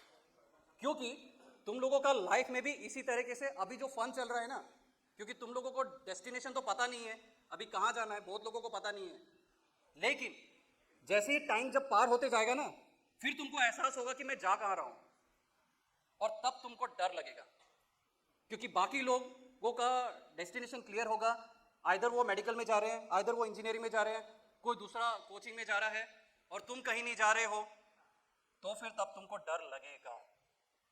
ये मैं तुमको पहले से अभी बता रहा हूं। और जब उस स्टेज में डर लगेगा ना, फिर तुमको पता लगेगा कि तुमने लाइफ में अपना कुछ डिसीजन करेक्टली नहीं लिया था, उस वजह से तुम आज डर रहे हो। क्लियर है? क्योंकि क्लास 1 से लेकर 12 तक तो सारा तो क्लियर था। क्लास 1 के बाद में कौन से क्लास में जाओगे? क्लास 5 के बाद? क्लास 10 के बाद? ये तो क्लियर है ना। लेकिन उसके बाद जब तुमको चूज करना पड़ेगा अपने डिसीजन के ऊपर में, और जब तुम्हारे पास में इंफॉर्मेशन नहीं होगा, तब तो डर लगेगा ना, तब तुम्हारा सच में डर लगेगा, राइट? और इसीलिए thank you so much. Next कौन आएगा? रेडी रहना। तो अभी मेरा बात समझ में आ रहा है, क्लियर है नहीं? अब ये पॉइंट जो है, major your levels, that means तुम्हारे पास में कोई भी अगर इंफॉर्मेशन है, कोई भी स्किल तुम लेना चाहते हो, उसको मेजर आज से करना शुरू करो। फॉर एग्जाम्पल जैसे फोटोग्राफी, मोबाइल में सभी लोग कर लेते हो ना, इक्का दुक्का फोटोग्राफी कर लेते हो, लेकिन यहां स्टेज में आके मैं अगर किसी से पूछूं कि फोटोग्राफी के ऊपर में मेरे को ब्रीफ डिस्क्राइब करो, उसके बारे में बताओ, कितने लोग हैं जो हाथ खड़ा करके बता सकते हैं? कोई नहीं हाथ खड़ा कर रहा। सो दैट मीन्स आपने कभी भी अपना जो स्किल है, जिसके ऊपर आप एक्सपर्टीज बनना चाहते हो, कभी मेजर नहीं किया। ये उसी तरीके से है कि आप आंख बंद करके आपको लेके जा रहे हैं, लेकिन आपको पता नहीं है आप कहां जा रहे हो। टाइम बीतते जा रहा है, टाइम बीतते जाएगा, लेकिन आप क्लैरिटी नहीं मिलेगा कि मेरा उस स्किल में कितना मेरा एक्सपर्टीज है। सो इसीलिए ऑलवेज मेजर योर लेवल्स, ठीक है? कोई भी सब्जेक्ट हो, इंग्लिश हो, साइंस हो, मैथ्स हो, कोई भी सब्जेक्ट हो, उसमें आप अपना मेजर करना स्टार्ट कर दो। आपको पता होना चाहिए यहां से गुवाहाटी कितना किलोमीटर है, राइट। अगर यहां से गुवाहाटी 100 किलोमीटर भी है तो आपको वो क्लियर होना चाहिए कि 100 किलोमीटर पहुंचने के लिए मेरे को कितना घंटा लगेगा। Hardly it will take 2 hours और 3 आवर्स, राइट, करेक्ट। लेकिन आप उसमें अगर 5 घंटा लगा रहे हो और 10 घंटा लगा रहे हो, ये आपको भी चिंता में डालेगा और आपके पेरेंट्स को भी चिंता में डालेगा, करेक्ट, राइट। सो इसीलिए उसी तरीके से आप अपने स्किल को मेजर करो, वो 0 to 10 तक, और उसको हर 3 महीने में या 1 महीने में उसको क्या करो, उसको लेवल अप करके देखो कि मैं कितना तक सीख चुका हूं, कितना तक मेरे को आता है, right. Important third point clear हो गया, मैं आगे जा सकता हूं। Okay, next point, explore job market and identify your interested sector. So आप फिर ना, अब ये तीसरा लेवल जब हो गया, जब आपने मेजर कर लिया कि मेरे अंदर में ये स्किल है, जैसे कि कम्युनिकेशन स्किल हो गया, प्रेजेंटेशन स्किल हो गया, तो मार्केट में आइडेंटिफाई करके देखो कि वहां पे जॉब मार्केट क्या है, क्या अपॉर्चुनिटीज है, मेरे पास में जो स्किल है उसका क्या अपॉर्चुनिटीज है, राइट। तो यहां पे उसको देखो, और वो जो इंटरेस्टेड सेक्टर है, आप इंटरेस्टेड सेक्टर आप आइडेंटिफाई करके देखना जो सेक्टर के बारे में आपके पास में इंफॉर्मेशन है या नॉलेज है, राइट। तो वो चीज देखना और उसको आइडेंटिफाई करके आगे करना। तो ये क्लियर हो गया, फोर्थ नंबर पॉइंट क्लियर है, यहां से सभी को क्लियर है, last clear, fourth number point. मैं आगे फिफ्थ में जा सकता हूं। Okay, fifth number point, identify various job roles and match your skills. अब यहां पे जो भी आपको जॉब रोल आएगा, फॉर एग्जांपल से आपको कहीं पे दिखने के लिए आएगा डिजिटल मार्केटर, राइट, और यहाँ पे मैंने बोला है कि ट्रेंडिंग में जो जॉब है आपका डिजिटल मार्केटिंग, अगर उसमें आपने थोड़ा बहुत सीखने का कोशिश किया है और अपना लेवल्स आगे लेके जा रहे हो, सो तब आपको जॉब भी उसी हिसाब से आइडेंटिफाई करना है। ऐसा नहीं है डिजिटल मार्केटिंग सीखा है और आप किसी ऑटोमोबाइल में मैकेनिकल जॉब के लिए आप जा रहे हो, तो इरिलेवेंट हो गया ना ये तो, राइट। सो जिसमें आपका इंटरेस्ट है, ये सारे पॉइंट एक साथ कनेक्टेड है, आप ध्यान रखिएगा। पहला क्या है, इंटरेस्ट, हॉबी से इंटरेस्ट बिल्डअप होता है। पहले अपना हॉबी आइडेंटिफाई करो, उसमें अपना इंटरेस्ट बिल्ड करो, उसके बाद में आपको स्किल, अपना इंटरेस्ट जो है उसमें स्किल आइडेंटिफाई करो, उसको सीखो, उसको लर्न करो, न्यू स्किल्स जो मार्केट में है उसको समझो, उसके बाद में डेवलप योर एक्सपर्टीज, आप उसमें अपने आप को एक्सपर्टीज लेवल तक लेके जाओ और उसको मेजर करो ताकि आप दे सको। कोई भी अगर बोले आपको कम्युनिकेशन स्किल, उसमें आप बता सको आउट ऑफ 10 मैं अपने आप को 5 दे रहा हूं, राइट। उसके बाद में आप क्या करो, एक्सप्लोर जॉब मार्केट, आप फिर जॉब मार्केट को एक्सप्लोर करो। कई सारे ऐसे वेबसाइट है जहां पे आपको जॉब का या उस पोस्ट के बारे में इंफॉर्मेशन मिल जाएगा, राइट, उसको एक्सप्लोर करो। फिर आइडेंटिफाई योर इंटरेस्टेड सेक्टर में, एवरी टाइम, हर बार, हर समय मैं इंटरेस्टेड वर्ड का यूज कर रहा हूं। अनलेस एंड अनटिल, जब तक आपका इंटरेस्ट नहीं होगा ना, आप कोई भी जॉब अच्छे से नहीं कर पाओगे, इट्स अ ट्रू फैक्ट। तो इसीलिए हर लेवल पे अपना इंटरेस्ट को आइडेंटिफाई करना और उसको रिलेट करो। नेक्स्ट आप क्या कर रहे हैं, identify various job roles and match with your skills. अभी जैसे आपने डिजिटल मार्केटिंग सीख लिया, थोड़ा बहुत सीखा है, तो मार्केट में जाके आइडेंटिफाई, आपको वही जॉब देखना है, क्योंकि ट्रेंडिंग जॉब आप लोगों ने लिया है तो मार्केट में जॉब अपॉर्चुनिटीज निकलेगा कि नहीं, राइट। तो वहां पे आपको देखना है कि ऐसा कौन सा अपॉर्चुनिटी है जहां पे मैं अपना स्किल यूटिलाइज कर सकता हूं। क्लियर हो गया ये फिफ्थ नंबर पॉइंट, क्लियर है सभी को, clear. Next, six number point, join internship program which helps you to test and develop your skill capabilities। कोई भी अगर अपना हायर एजुकेशन कंप्लीट करता है, उसके बाद में आइदर वो बिजनेस में जाएगा या तो जॉब में जाएगा, दोनों में से कोई एक करेगा ना, राइट। जॉब मीन्स वो आपका पर्सनल जॉब भी हो सकता है, जैसे कि कोई प्रोफेशन हो गया, या फिर आप कोई कंपनी के अंदर में या ऑर्गेनाइजेशन के अंदर में आप जॉब करोगे, राइट, ठीक है।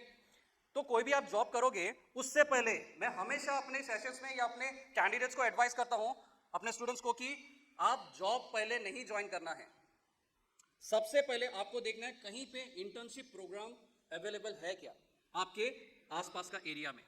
अब ये क्यों इंपॉर्टेंट है, जॉब में आप जब एक ही बार में डायरेक्टली चले जाओगे ना, तो वहां पे आपको प्रेशर मिलेगा, क्योंकि भाई मैं आपको जब सैलरी दूंगा तो आपसे क्या लूंगा, काम लूंगा, राइट। आपको तो वो काम करके देना होगा, लेकिन आपको तो प्रैक्टिकल अगर एक्सपीरियंस नहीं है, आप उसमें तो अपना परफॉर्मेंस नहीं दे पाओगे अच्छे से, दे पाओगे? उसमें तो काफी दिक्कत आएगा, क्योंकि कुछ थियोरिटिकल होती है और कुछ प्रैक्टिकल होता है और कुछ मार्केट में प्रैक्टिकल होता है। आप समझ रहे हो? तो ये प्रैक्टिकल का जो मार्केट से रिलेटेड जो नॉलेज है, ये कहां मिलेगा मेरे को? कहां मिलेगा? कोई इंस्टीट्यूट में मिलेगा या मार्केट में मिलेगा?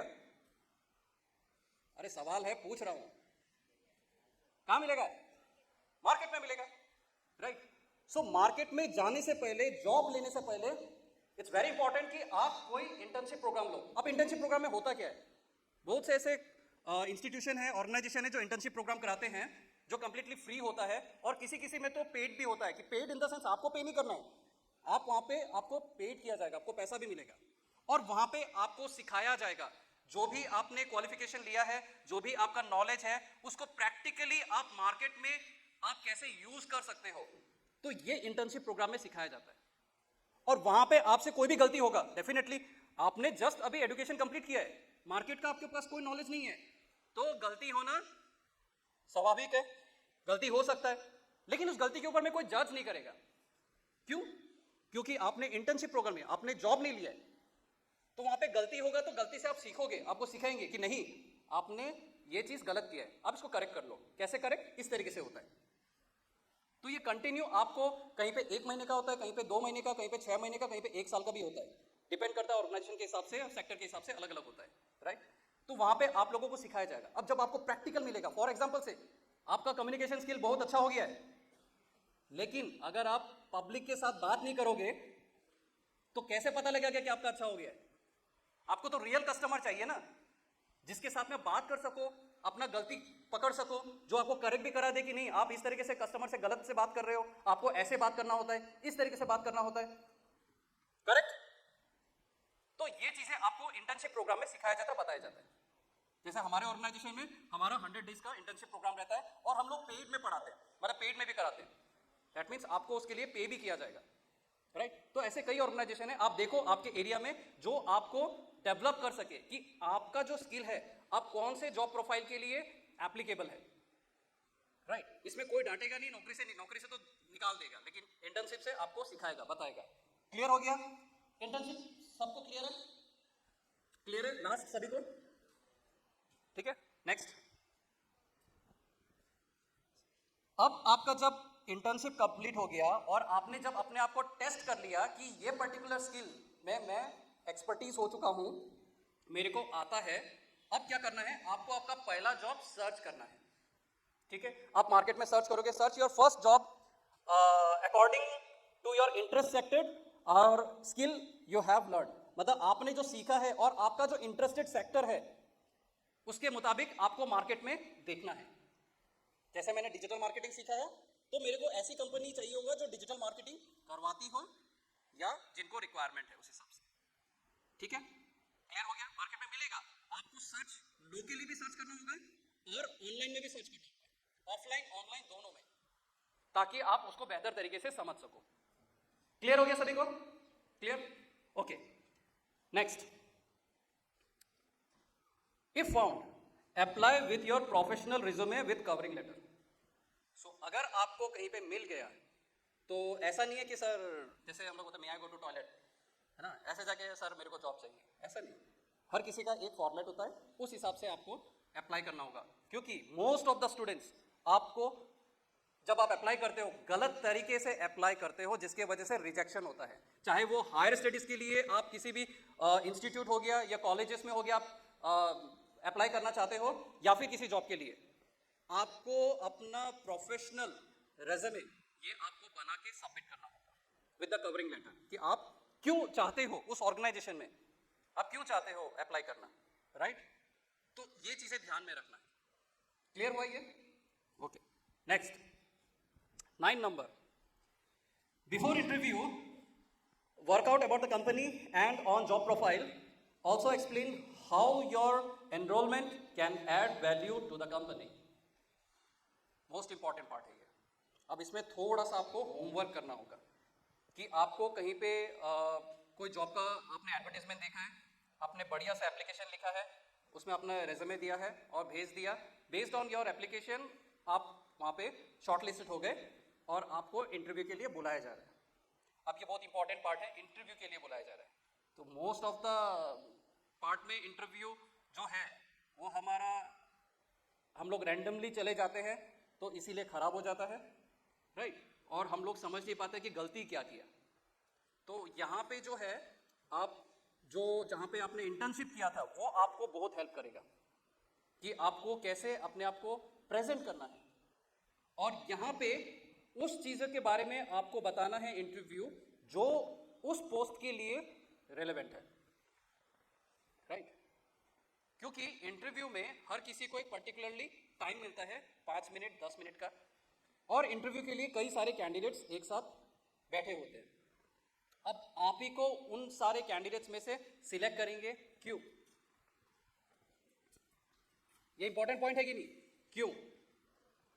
तो आपको पता होना चाहिए कि क्यों आपको सिलेक्ट किया जाना चाहिए, और उसके लिए सबसे इंपॉर्टेंट जो हो गया वो आपको होमवर्क करना है कि आपको कंपनी के बारे में पता होना चाहिए, और क्या किसके बारे में पता होना चाहिए?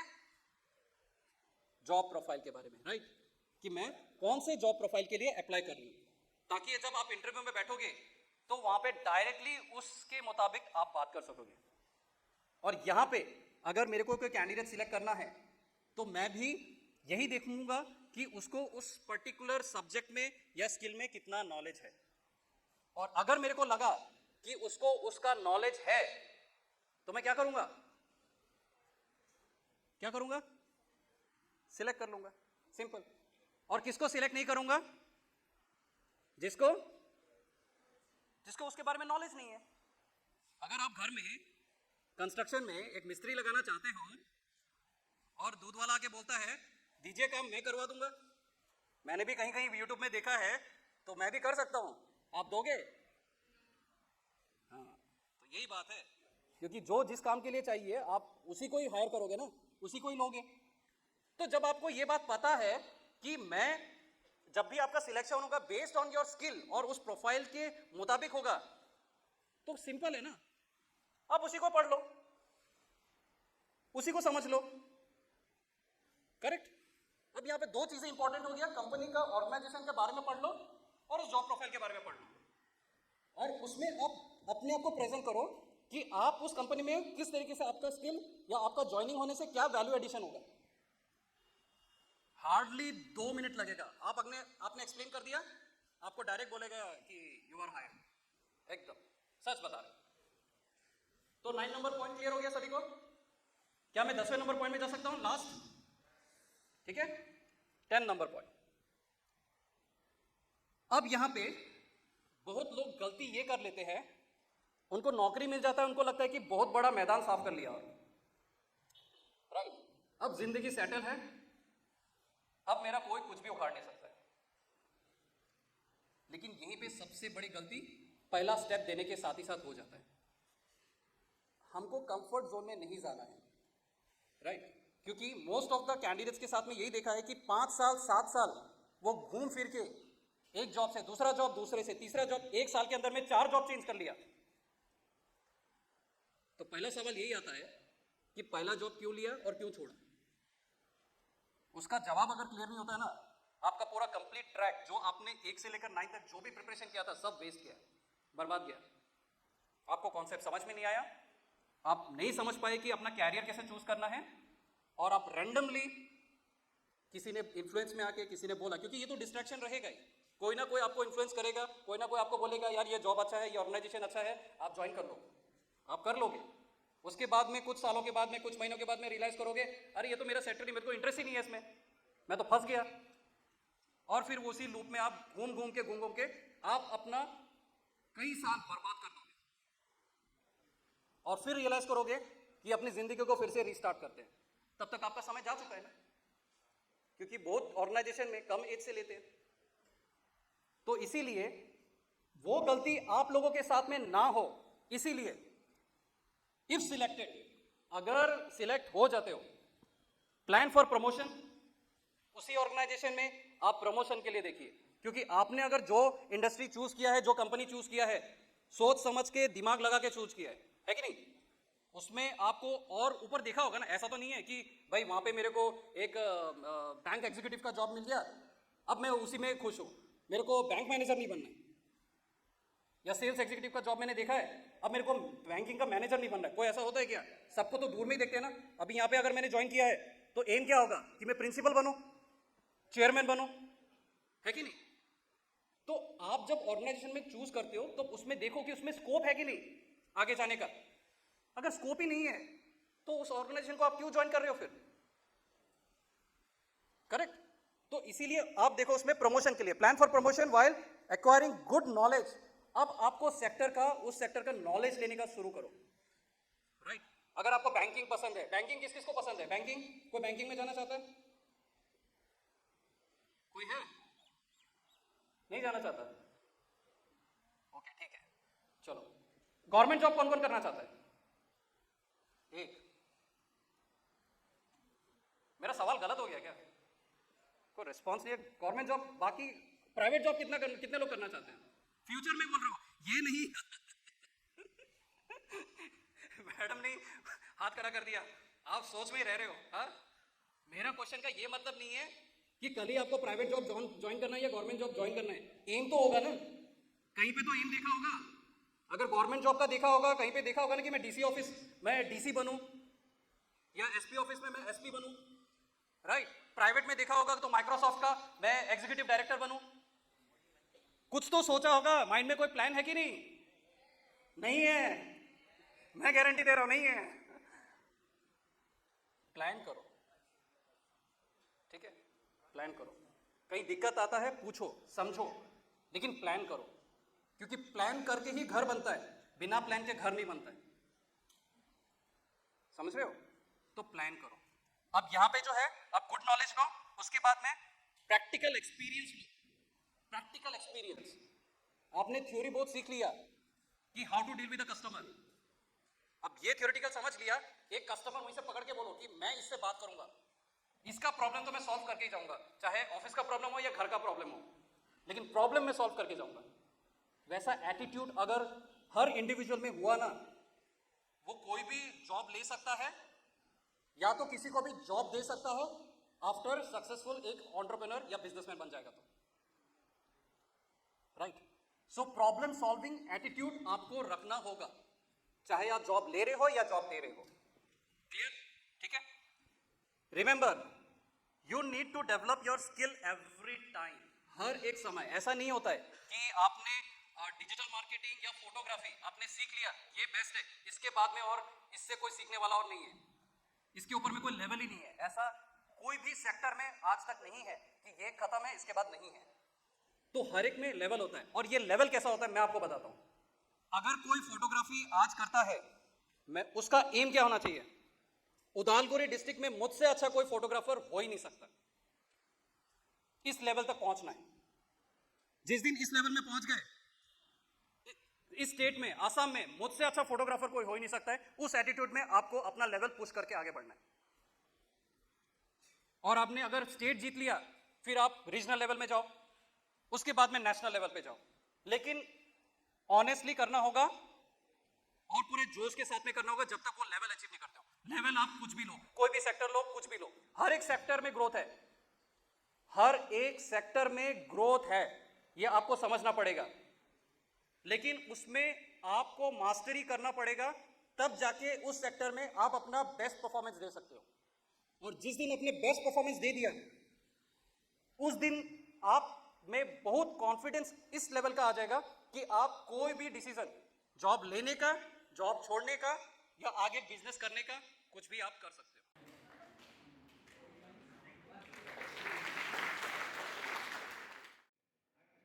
I'm in a teaching profession. लेकिन by qualification, I have a degree in engineering. I am a mechanical engineer, and with my master's in fluid and thermal engineering. अब तुम लोगों के लिए अभी काम एलियन लग रहा होगा थोड़ा सा। What is fluid and thermal engineering? वो सब अभी समझने का जरूरत है, ठीक है? तो बात ये है, अभी जो कंपटीशन एक टाइम पे हुआ करता था, कंपटीशन पहले भी था, अभी भी है, ठीक है? कंपैरेटिवली चीजें तुम लोगों के लिए बहुत सारी चीजें ऐसे हो गया कि एक्सेसिबिलिटी ऑफ रिसोर्सेज थोड़ा कन्वीनियंट है और थोड़ा ज्यादा है, समझ में आ रहा है? कुछ भी हमें पता चला कि ऐसे पता से फोन निकाल निकाला, टाइप कर दो, आ जाएगा इन्फॉर्मेशन, ठीक है? कितना इंटरेस्टेड हो मैंने basically this is all the science stream ना घर के मैंने चिराग हो तुम लोग उम्मीदें हैं तुम लोगों से गरीबी मिटाओगे घर में एसी टीवी फ्रिज सब आएगा anyway the thing is this is a line of work मैंने medical MBBS is a line of work जिसमें इट्स नॉट ऑलवेज अबाउट चीजें क्लियर हो गई ना मैम के बोलने से। ओके, सो नाउ भी थोड़ा सा चेयर अप करते हैं। लास्ट सेशन है पर्सनालिटी डेवलपमेंट वर्कशॉप का। मैं बहुत ही जितना हो सकता है मैं ब्रीफ करने की कोशिश करूंगा, बट एक चीज याद रखना, एक हिंदी में कहावत है ना, सुने होगा तुमने, दुनिया की सारी खुदाई एक तरफ, जोरू का भाई एक तरफ।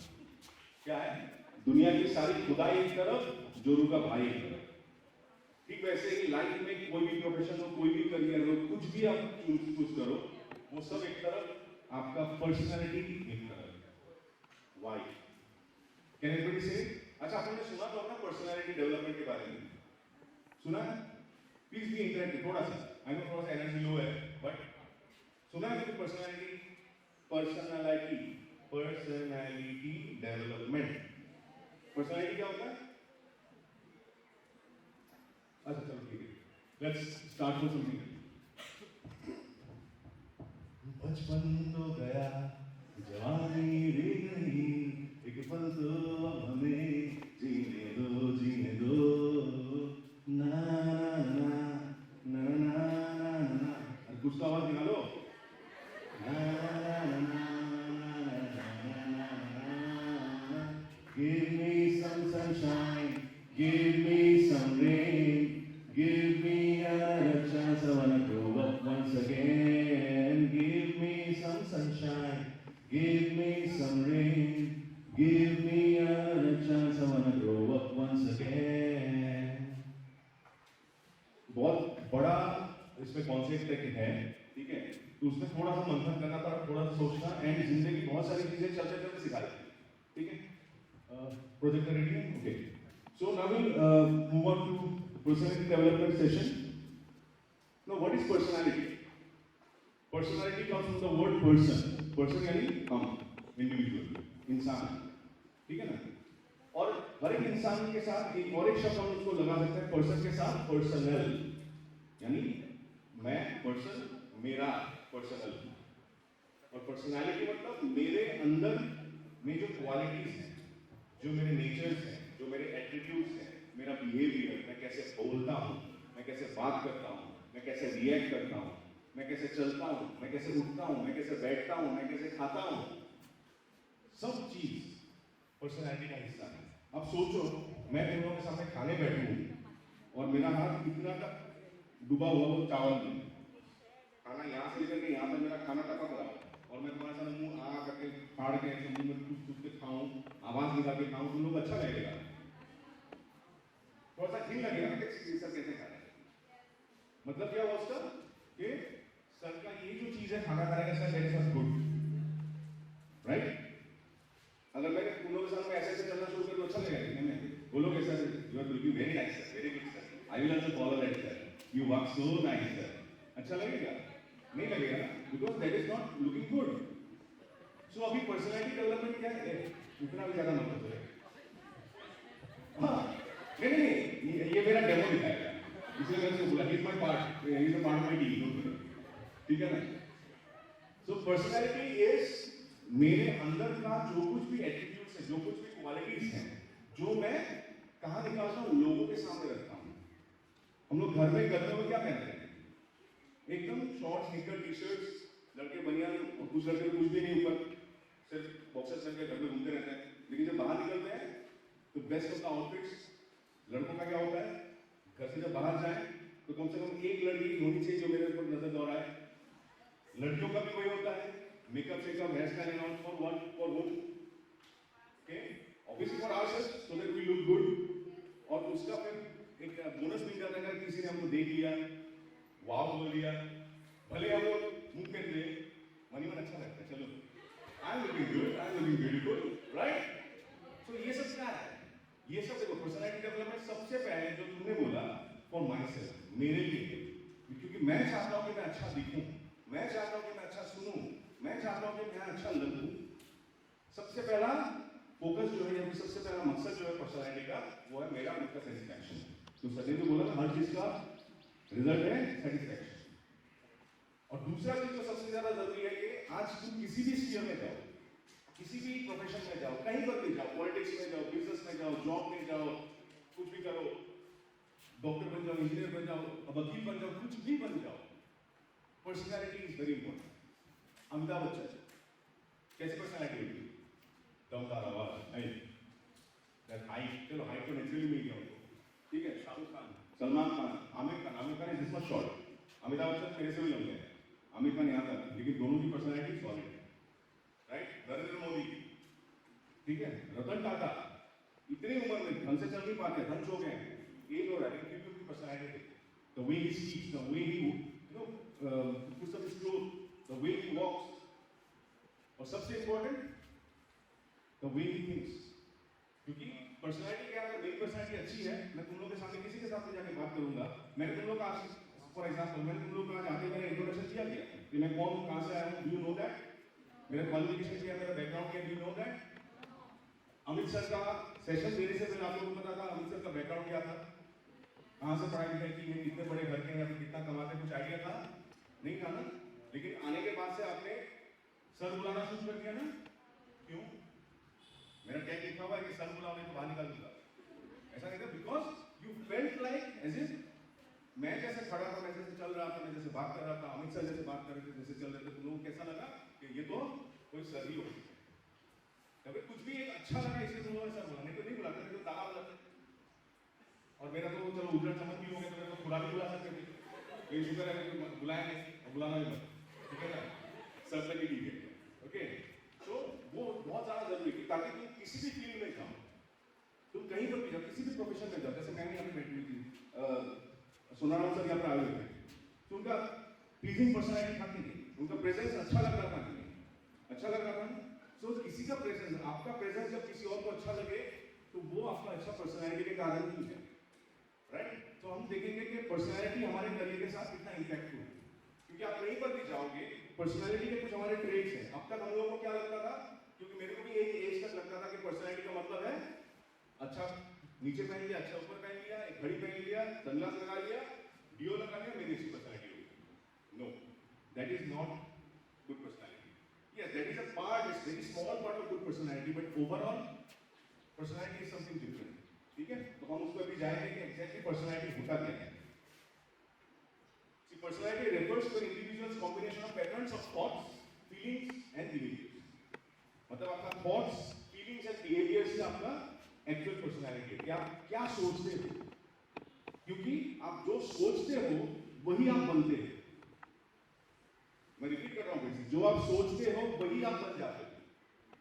जो चोरी करता है वो दिन भर क्या सोचता है, मैं राम नाम जपूंगा, मैं पूजा करूंगा, मैं मेहनत करूंगा, कि क्या करना, वो हमेशा दिन भर क्या सोचता है, कहाँ चोरी करूं, कहाँ चोरी करूं, किसका सोने का चीज चुरा, किसका बटवा मारूं, किसके घर में जाकर रात को चुरा सकता हूँ, ये सोचते तो वो चोरी करता है, राइट। जैसे अभी सोनाराम सर आए थे ना, या फिर मैम आई थी, तो उन्होंने क्या बोला, वो जो सोच रहे थे medical medical medical medical engineering engineering engineering engineering, वही सोच सोच के क्या हुआ, one day they became engineers, they became doctors. तो आप जो सोचोगे वही आपका रिफ्लेक्ट होगा। जैसे बहुत सारे लोग आप लोगों को दिखता होगा ना कि आते ही हमेशा टिक टिक टिक टिक टिक टिक टिक बोलते रहते हैं, ऐसा मिलता होगा आप लोगों को, लोग कुछ शायद आप लोगों के घर के आसपास या फिर रिलेटिव में हमेशा कुछ भी बोलो उनको उल्टा ही समझते हैं, हमेशा नेगेटिव सोचते हैं। एक कहानी सुनाता हूँ छोटा सा। एक लेडी थी जिनको अक्सर पेट में दर्द होता था, ठीक है। अब पेट में दर्द होता, हाय दबा हो गई, एक दिन, 2 दिन, 3 दिन, 4 दिन लगातार पेट में दर्द, नॉन स्टॉप, कमता ही नहीं था, दवाई लेके थोड़ा कम था, फिर से पेट में हो जाता था। फिर उन्होंने क्या किया, घर में एक दिन बैठी थी, उनकी पड़ोस में उनकी रहने वाली और एक आंटी आई, आने बोला, फिर बोले कि क्या हुआ, बोले मेरे को पेट में दर्द हो रहा, काफी दिनों से हो रहा। अच्छा, मेरे को पता है मेरी बुआ की, चाचा की, नानी की, ताऊ के, मामा के, देवर के, साली की बेटी को सेम ऐसा दर्द हुआ था, और पता है उसका क्या हुआ था, उसके पेट से सांप निकला था। तो पक्का ये वही चीज है। अब जिसको दर्द हो रहा था उसका तो खत्म कहानी, वाट लग गई, बीपी हाई हो गया, वो सीधा भागी डॉक्टर के पास। तो डॉक्टर ने बोला क्या हुआ, मतलब पेट में दर्द, बोला गैस के कारण हुआ होगा, बोलता नहीं मेरे पेट में सांप है, ये कैसे पता चलेगा? पेट में वर्म्स हो सकता है, सांप कैसे होगा मतलब आपको नहीं पता। मेरे बगल वाली जो आंटी है उनकी मामा की ताऊ की चाचा की बेटी की मौसी की देवर की बेटी के पेट में भी सांप निकला था, तो आप मेरा पेट में सांप निकाल दो। वो बोला ये कैसे possible, because medically that is not possible कि किसी के पेट में सांप पैदा हो जाए, राइट। तो उन्होंने बहुत कोशिश की उनको समझाने की, वो समझे नहीं। फाइनली दे कंसल्टेड साइकियाट्रिस्ट, उन्हीं के डिपार्टमेंट का कि बॉस ऐसा ऐसा पेशेंट है, वो बोल देते उसका पेट का सांप निकाल दो। अब कैसे समझाऊं उसको, तो आप हेल्प करो। तो बोलते कुछ हेल्प नहीं करना है, ये नहीं समझने वाली, इसका ऑपरेशन करके सांप निकाल दो। बोलते मतलब बोलते ऐसे टांके लगा के दिखा देंगे ऑपरेशन किया हुआ है, उसको थोड़ा पता चलेगा पेट के अंदर में ऑपरेशन किया है कि नहीं किया है, और एक मरा हुआ सांप दिखा दो। चलो अच्छा है, तुम कैसे बैंडेज में लगा के थोड़ा सा चीज बार करके दिखा दे कि सर्जरी हो गया और एक मरा हुआ सांप दिखा दे। हाँ हाँ बीवी आप सही दिखा, पेट में सांप, इतना बड़ा सांप दिखा। अच्छा आपने मेरी जान बचाई। साथ साथ फोन किया, आंटी जी आपके कारण मैं बच गई, आप जल्दी आओ। आंटी जी हॉस्पिटल आ गई, बोले ना क्या वो देखो आपने जो बताया ना मेरे पेट से भी सांप निकला, आपने मेरी जान बचा दी। और हाँ चलो ठीक है, प्रणाम नाम किया, थैंक यू बोला, आंटी जाने लगी। जाते वक्त आंटी ने क्या बोला, अच्छा ये वाला सांप तो निकल गया। डॉक्टर से पूछा सांप ने बच्चा तो नहीं दिया था पेट में? मतलब क्या हुआ इसका, नेगेटिव थॉट्स या फिर जो भी थॉट्स है, ऐसा है खास करके नेगेटिव थॉट्स के जो एक बार आपके दिमाग में घुस जाता है ना, वो वही सांप के जैसा बन जाता है। नहीं है सांप, फिर भी आपके पेट में सांप घुस जाएगा, निकाल दो फिर उसका बच्चा रह जाएगा, उसको भी निकाल दो फिर बोलेगा नहीं सर उसका अंडा रह गया। सो ये सारे थॉट्स जो हैं ये धीरे धीरे हमारे बिहेवियर्स में तब्दील होते हैं। कैसे तब्दील होते हैं, हम जो भी करते हैं, एक 21 डे का एक फंडा है, कल आप लोगों ने सुना होगा क्योंकि बहुत सारे वीडियो में वायरल दिखाते हैं। 21 डेज का एक फंडा है, कोई भी काम आप आज करोगे तो ठीक है, आपने फर्स्ट टाइम आपने काम किया मतलब फर्स्ट टाइम, वही चीज को आप 21 डेज तक करोगे तो वो धीरे धीरे आपको क्या होगा, हैबिट में तब्दील हो जाएगा। थोड़ा सा रिलेट कर पा रहे हो अमित सर ने जो कहा था कॉन्शियस माइंड, 21 डेज के बाद वो हैबिट में तब्दील होता है। और वही 21 डेज के बाद जब वो फिर से आप उसको कंटिन्यू करने लगते हो क्योंकि हैबिट में आ गए तो वो कंटिन्यू होगा, कंटिन्यू होते होते फिर क्या हो जाता है, वो आपके नेचर में आ जाता है। यानी which mind, subconscious mind. Good, तो कॉन्शियस माइंड से सबकॉन्शियस माइंड, तो ठीक उसी तरह हम जो भी थॉट्स करते हैं, again coming back to Amit sir, input and output, sorry input and processing, जो भी हम थॉट्स देंगे कल्टीवेट करेंगे वही हमको बनाता जाएगा। तो दैट बिकम्स आवर पर्सनैलिटी। इसलिए तुमने देखा होगा बहुत सारे लोग हैं वो कुछ भी करें, कहीं पर भी बैठे, कभी किसी फिल्म स्टार को देखा जैसा जैसा फैल के बैठ जाते हैं, नहीं करते ना, हमेशा अपना एक बना के रखते हैं, कैसा ड्रेस करेंगे, कैसे बात करेंगे, कैसे बैठेंगे, कैसे खाएंगे, कैसे पिएंगे, राइट। तो वो सारा चीज हमारा एटीट्यूड है किस चीज का, हमारे patterns of thoughts, feelings and behaviours, आप जो फील करते हो। ठीक है, बहुत लोग क्या करते हैं ना, दाल चावल में खुश है, बहुत लोग दाल चावल में खुश नहीं है, उनको चिकन करी चाहिए तो चिकन करी चाहिए। बहुत लोग कहते हैं मेरे को चिकन करी में सेटिस्फैक्शन नहीं, मेरे को बिरयानी में सेटिस्फैक्शन है। सो फीलिंग्स, राइट, फीलिंग्स में क्या क्या आता है, लव, लाइकनेस, फेवरिज्म, ये सारा कुछ आता है। तो ये सारी चीजें हमारे पर्सनैलिटी डेवलपमेंट के एक्चुअल एट्रीब्यूट्स हैं। Actually I follow Swami Vivekananda a lot, तो यहाँ पर एक छोटा सा कोट दिया हुआ है, we are what our thoughts have made us, so take care about what you think. Words are secondary, thoughts live, they travel far. क्योंकि जो आपका थॉट प्रोसेस है, अगर आपने मान लिया कि भगवान है, मैंने देखा कि भगवान, किसी ने देखा, कितनों को मतलब लगता है कि भगवान है, जब भगवान पे विश्वास है, भगवान पे विश्वास सभी करते हैं ना, किसी भी रिलीजन के लोग करते हैं ना, आपने कभी देखा है क्या कोई इस थॉट को चेंज कर सकता है आपका कि there is no God, you should believe in God? कभी हो सकता है? नहीं। कभी आपको प्रूफ मिला है भगवान होने का? नहीं ना, बट वो थॉट है हमारे अंदर, बिकॉज जो थॉट है हमारा वही हमारे अंदर। इसलिए हम लोग रात को भी नींद में भी कोई भयानक सा सपना देखते हैं ना, तो हम जग के क्या करते हैं, भगवान का नाम लेते हैं, भगवान बचा ले, भगवान बचा ले, भगवान बचा ले। कॉन्शियसली और सबकॉन्शियसली हम भगवान का नाम लेते हैं, बिकॉज वो हमारे नेचर में, वो हमारे थॉट्स में घुस चुके हैं भगवान। जैसे हमारे हर चीज में क्या करते हैं हम लोग, हमेशा मम्मी पापा के बारे में सोचते हैं, right, because mummy papa are always there in our thoughts. मेरे फैमिली मेंबर्स, किसी का पेट डॉग है तो वो भी मेरे थॉट्स में है। तो वही थॉट्स हमको एक अलग इंसान बनाता है। जो हम कल तक थे, कल आज से एक नया थॉट आया, उस थॉट को जितना कल्टिवेट करेंगे हम, वही एक पर्सनैलिटी बनती है। और क्या बोला है, words are secondary, thoughts are the main things, क्योंकि words might change, thought will not. जैसे हमने भगवान बोला ना, तो किसी के लिए भगवान है, किसी के लिए अल्लाह है, किसी के लिए गॉड है, किसी के लिए ईसा मसीह है, किसी के लिए वायरल है, तो words will change but the thought doesn't change.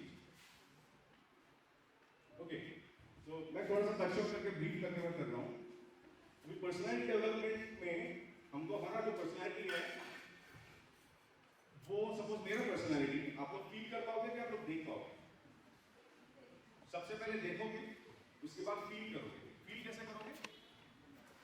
अब आपने मेरे को देखा, मैंने फॉर्मल्स पहना हुआ है, ठीक है, घड़ी पहनी हुई है, थोड़ा शेविंग किया हुआ है, बस इतना बन के आया हूँ, तो आपने देख लिया, आपको लगा कि हाँ ये बंदा ठीक ठाक है, right? The moment I start speaking with you, आपने फिर वो मान लिया कि हाँ ये सर होगा, because the kind of words I chose, the way I speak, the way I interacted with you, right? For example, आप लोग सब लोग एक ही जगह से, एक ही गांव से हैं, एक ही घर से हैं, सब अलग अलग जगह से, अलग अलग घरों से हैं।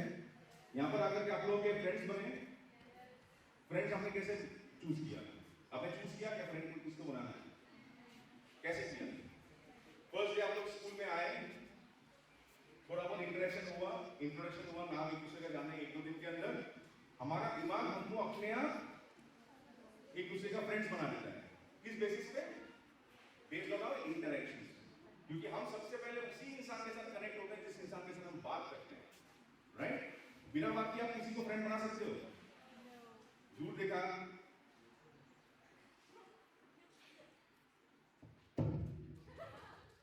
ऐसा होता है क्या? नहीं होता ना।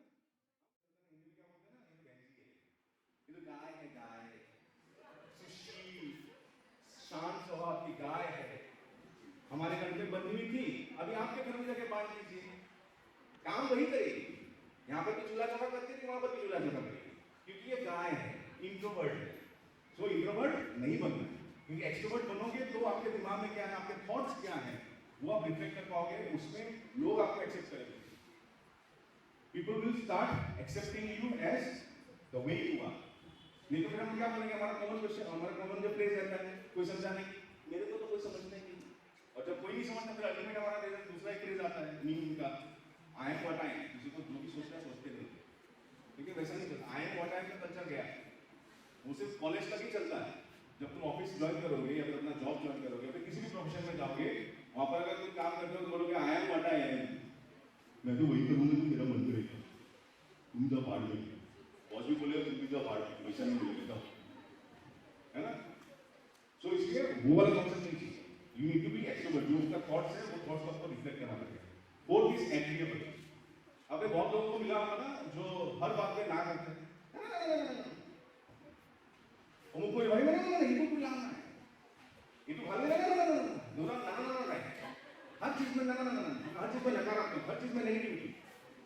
जैसे मेरे रिलेटिव हैं, मैं जब इतना सा था तब से सुन रहा हूँ दीनदयाल व्याधे अवधारणा नहीं।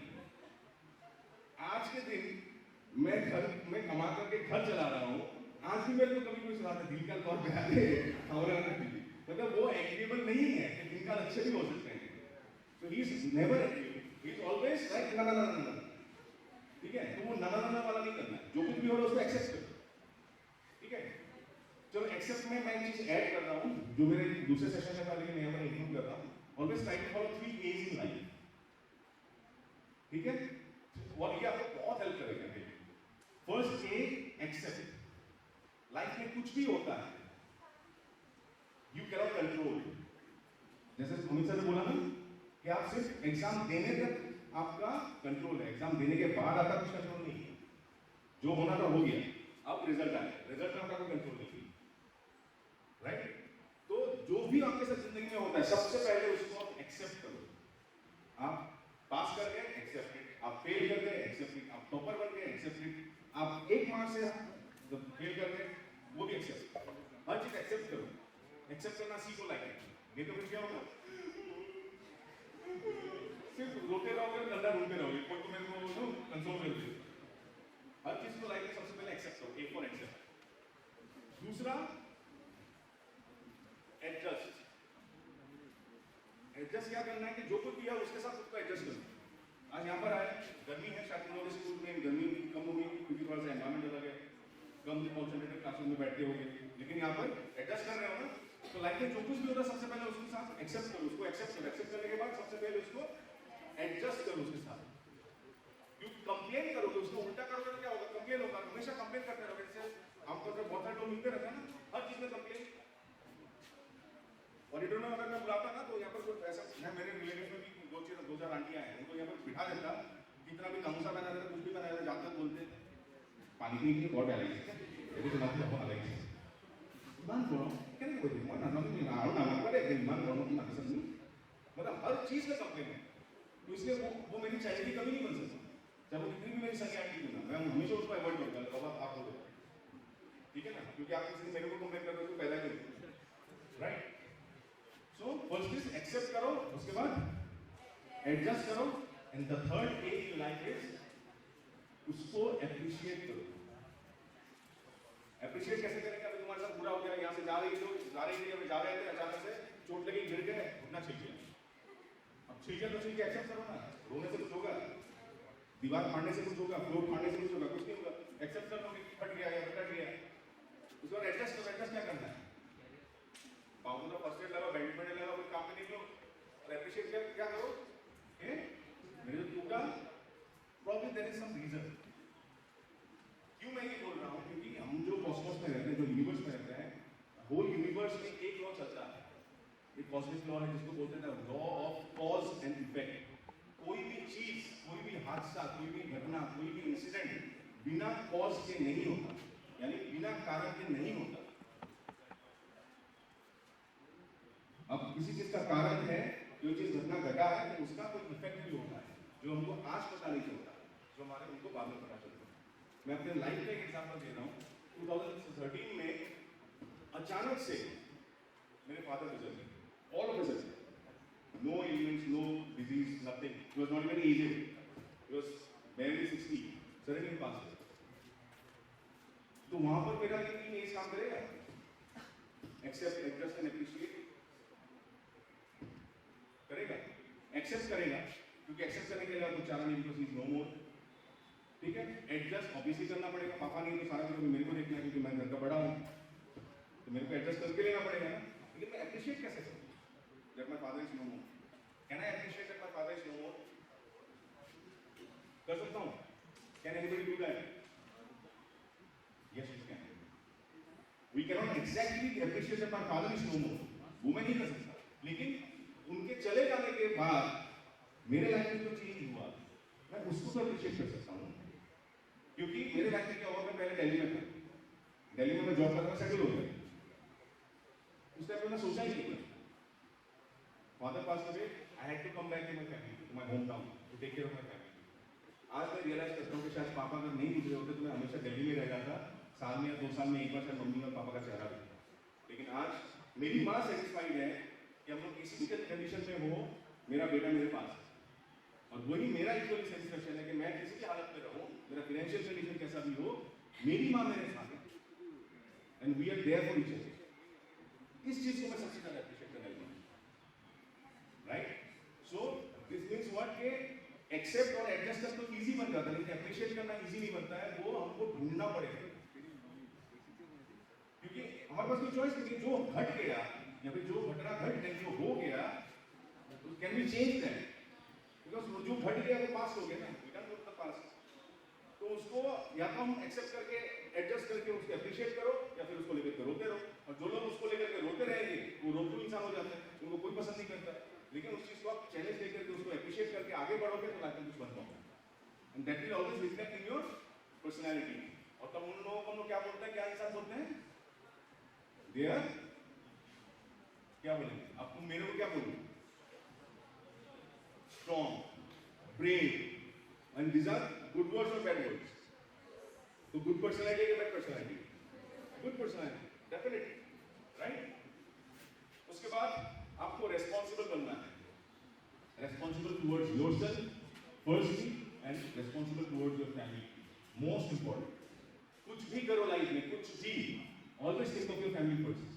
आप लोग किसी भी रिलीजन से हो, किसी भी बैकग्राउंड से हो, हमेशा ये याद रखना दुनिया में जिंदगी में सबसे बड़े दो भगवान होते हैं एक माँ एक बाप आपको जो कुछ भी करना है आपको उनके लिए करना है राइट आई नो ये वाला जो लाइफ का फेज है इस फेज में हम लोग पेरेंट्स के बारे में कम सोचते हैं खुद के बारे में ज्यादा सोचते हैं फ्रेंड सर्कल के बारे में ज्यादा सोचते हैं अपने अदर डिस्ट्रैक्शंस के बारे में ज्यादा सोचते हैं it becomes very easy for us ना लेकिन mark my words and trust me मैं भी ऐसे ही था इनफैक्ट अमित सर भी वैसे ही थे लेकिन जैसे जैसे हम जिंदगी में आगे बढ़े everything starts changing. There was a time when I used to think कि दिल्ली में छोड़ूंगा कैसे दिल्ली का लाइफ में छोड़ के त्रिशूल में कैसे कब जाऊंगा? लेकिन आज देखिए पिछले 11 साल से मैं त्रिशूल में हूँ, and I'm happy. So things change. So wait for that, right? And try to be responsible. हमेशा responsible बनो. तुमने कुछ गलत किया तो उसका responsibility लो कि हाँ मैंने गलत किया, मेरे से गलती हुई है. Take the responsibility. Take the responsibility कि हाँ मुझे, मैं अपने फैमिली की बच्ची हूँ, मैं अपने फैमिली का बच्चा हूँ, मेरे को मेरे फैमिली के लिए कुछ करना है, कुछ बनना है. Take the responsibility. तभी तुम्हें एक good personality बनोगे. Okay? और उसके बाद नंबर 6 is curious. अब ये थोड़ा सा अटपटा नहीं लग रहा? Curious का मतलब समझते हो सब लोग? Always craving for something new. और कुछ मिला है, ये कैसे हुआ, कहाँ हुआ, कैसे, कब, how, when, what, how, whom. तो क्यूरियस बनना और पर्सनैलिटी के साथ क्या रिलेशन होता है? क्योंकि क्यूरियसिटी क्या करती है हमारी? हमारा पेट बढ़ाता है क्या? भूख बढ़ाता है? क्यूरियसिटी क्या बढ़ाता है? किसने बोला? नॉलेज बढ़ाता है. क्यूरियोसिटी हमेशा हमारा नॉलेज बढ़ाता है. रामचंद्र दास ठाकुर, सर ये फैन है, मशीन है, क्यों चलती है सर? उसके लिए ढूंढना पड़ेगा मेरे को, ठीक है ना? स्विच भी आप फैन ऑन चल गया, मशीन है sir, up down up down up down, क्यों है? खोजो उसको, है ना? प्रोजेक्टर है, यहाँ से वहाँ कैसे चलाएगा? इसको यहाँ पर है, वहाँ कैसे दिखता है? कॉन्सेप्ट को समझने की कोशिश करो. नॉलेज है सर, क्या बात है? राइट? तो हर चीज का जब क्यूरियोसिटी बढ़ेगा, तो हर चीज में तुम्हारा नॉलेज बढ़ेगा, तो क्या होगा? तुम्हारा किस चीज में तब्दीली होगी, किस चीज का डेवलपमेंट होगा तुम्हारा? तुमने फर्स्ट पढ़ा था ना पर्सनल डेवलपमेंट का फर्स्ट एट्रिब्यूट, योर थॉट्स. तो तुम्हारा थॉट्स में डेवलपमेंट होगा. मैं ये चीज मानता हूं कि मैं एक लड़का हूं, तो मेरा अधिकार है कि मैं जब शादी करूं तो मेरी बीवी मेरे को दहेज दे. That is what I know. क्योंकि ये प्रथा हमारे हिंदुस्तान में सदियों से चलती आ रही है, और जो कभी नहीं जाती वही जाति कहलाती है, और वही जाति का ये परंपरा है कि मुझे दहेज चाहिए. 4 व्हीलर, कैश, पैसा, ज्वेलरी, ये वो का लगता. ये थॉट है ना. अब इस थॉट को मैं अगर अपडेट ना करूं तो क्या ये थॉट मेरा चेंज होगा?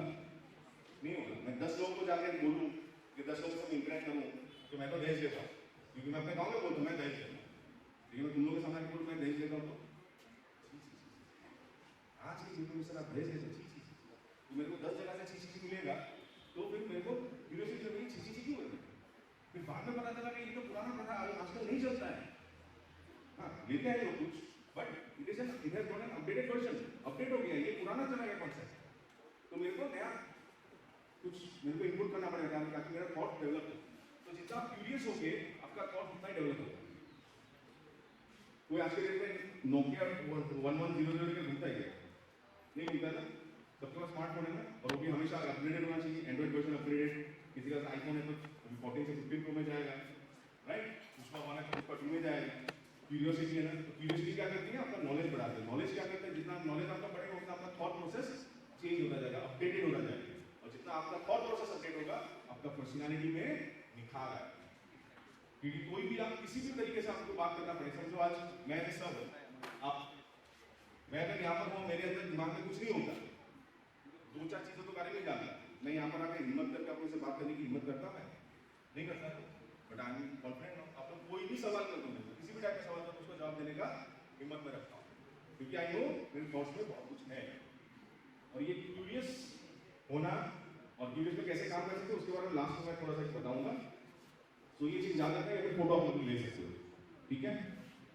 फोटो लेना है किसको? नहीं लेना? ओके, बाद में मुझे ईमेल करना तो मैं चार्ज करूंगा. अभी सबसे इंपॉर्टेंट 2 एटीट्यूड्स और हैं, इनको बोलते हैं एटीट्यूड एंड कम्युनिकेशन. एक एटीट्यूड तो मैंने थोड़ा सा गुस्से में बोल दिया था, और दूसरा कम्युनिकेशन के बारे में सर ने बताया था. तो लेकिन इन दोनों को मैं थोड़ा सा अलग लेवल में बता रहा हूँ. Attitude is exactly, you know what, attitude is the way we view certain things. ठीक है? अभी लोग सेम पे सब लोग समझ रहे हैं ना? पीछे वाले, आगे वाले, दाएं वाले, बाएं वाले, समझ में आ रहे हैं? सो किसी भी चीज को, यानी किसी पर्सन को अगर हम लोग 19 साइड में देखें तो person, work, ideas and situation. किसी भी पर्सन को, किसी भी वर्क को, किसी भी काम को, किसी भी आइडियाज को, किसी भी सिचुएशन को हम किस तरीके से देखते हैं वो हमारा एटीट्यूड है. जैसे भी बहुत लोग है ना, वो लोग टीचर को देख के समझते हैं कि तो बड़बड़ बोलने वाला बंदा है, ये कहीं पर भी ये क्लास लेना शुरू हो जाए। ऐसा होता है ना बहुत लोग। बहुत लोग क्या करते हैं कि जैसे बच्चे होते हैं, बहुत सारी लड़कियां भी होती हैं, लड़के भी होते हैं, एंड कंबाइन सबका जो एकदम दिल से, इसमें कोई शर्म वाली बात नहीं है कि मैं हाथ नहीं उठाऊंगी तो मेरे को अच्छा नहीं लगेगा, ठीक है ना। डू यू रियली वांट कि हम लोग आपको गाइड करें थोड़ा सा? Would you be happy? ठीक है, तो एक काम करो, मैं मेहमानों को बोल देता हूँ, आप लोग मेहमानों को अपना नंबर दे, मतलब नाम दे दो, नंबर दे दो, we will get back to you very soon, ठीक है। और मोस्टली हम लोग कॉल नहीं करेंगे, इनिशियल लेवल पर कॉल जाएगा, उसके बाद we will interact through WhatsApp and all, right. और किसी का कोई सवाल है? कोई सवाल नहीं है?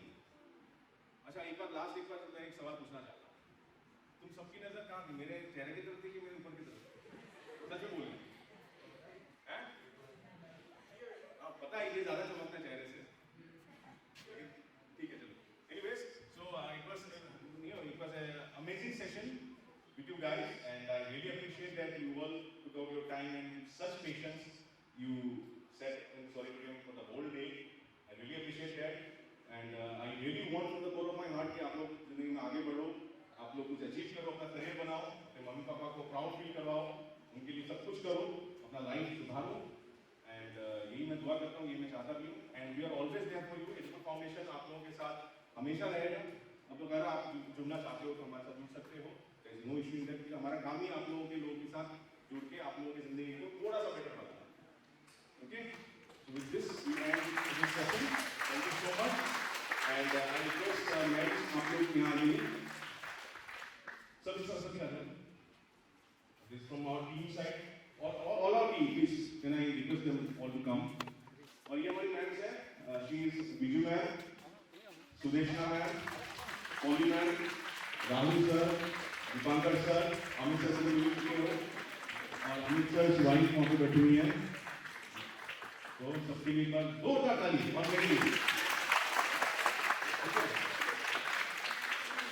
And we are educate foundation, आपके लिए, आपके हित में, आपके साथ। जुड़ना चाहते हो जुड़ जाओ, जो भी हेल्प चाहिए, जो भी कंफ्यूजन चाहिए, कुछ भी गाइडेंस चाहिए, कुछ भी काउंसलिंग चाहिए, ऑलवेज देयर फॉर यू, ठीक है। और जो आप लोग एंट्रेंसेस के लिए इंटरेस्टेड हो, मैम लोगों को अपना डिटेल्स दे दो, will get back to you as soon as possible, and will help you आपके गाइडेंस में, ठीक है।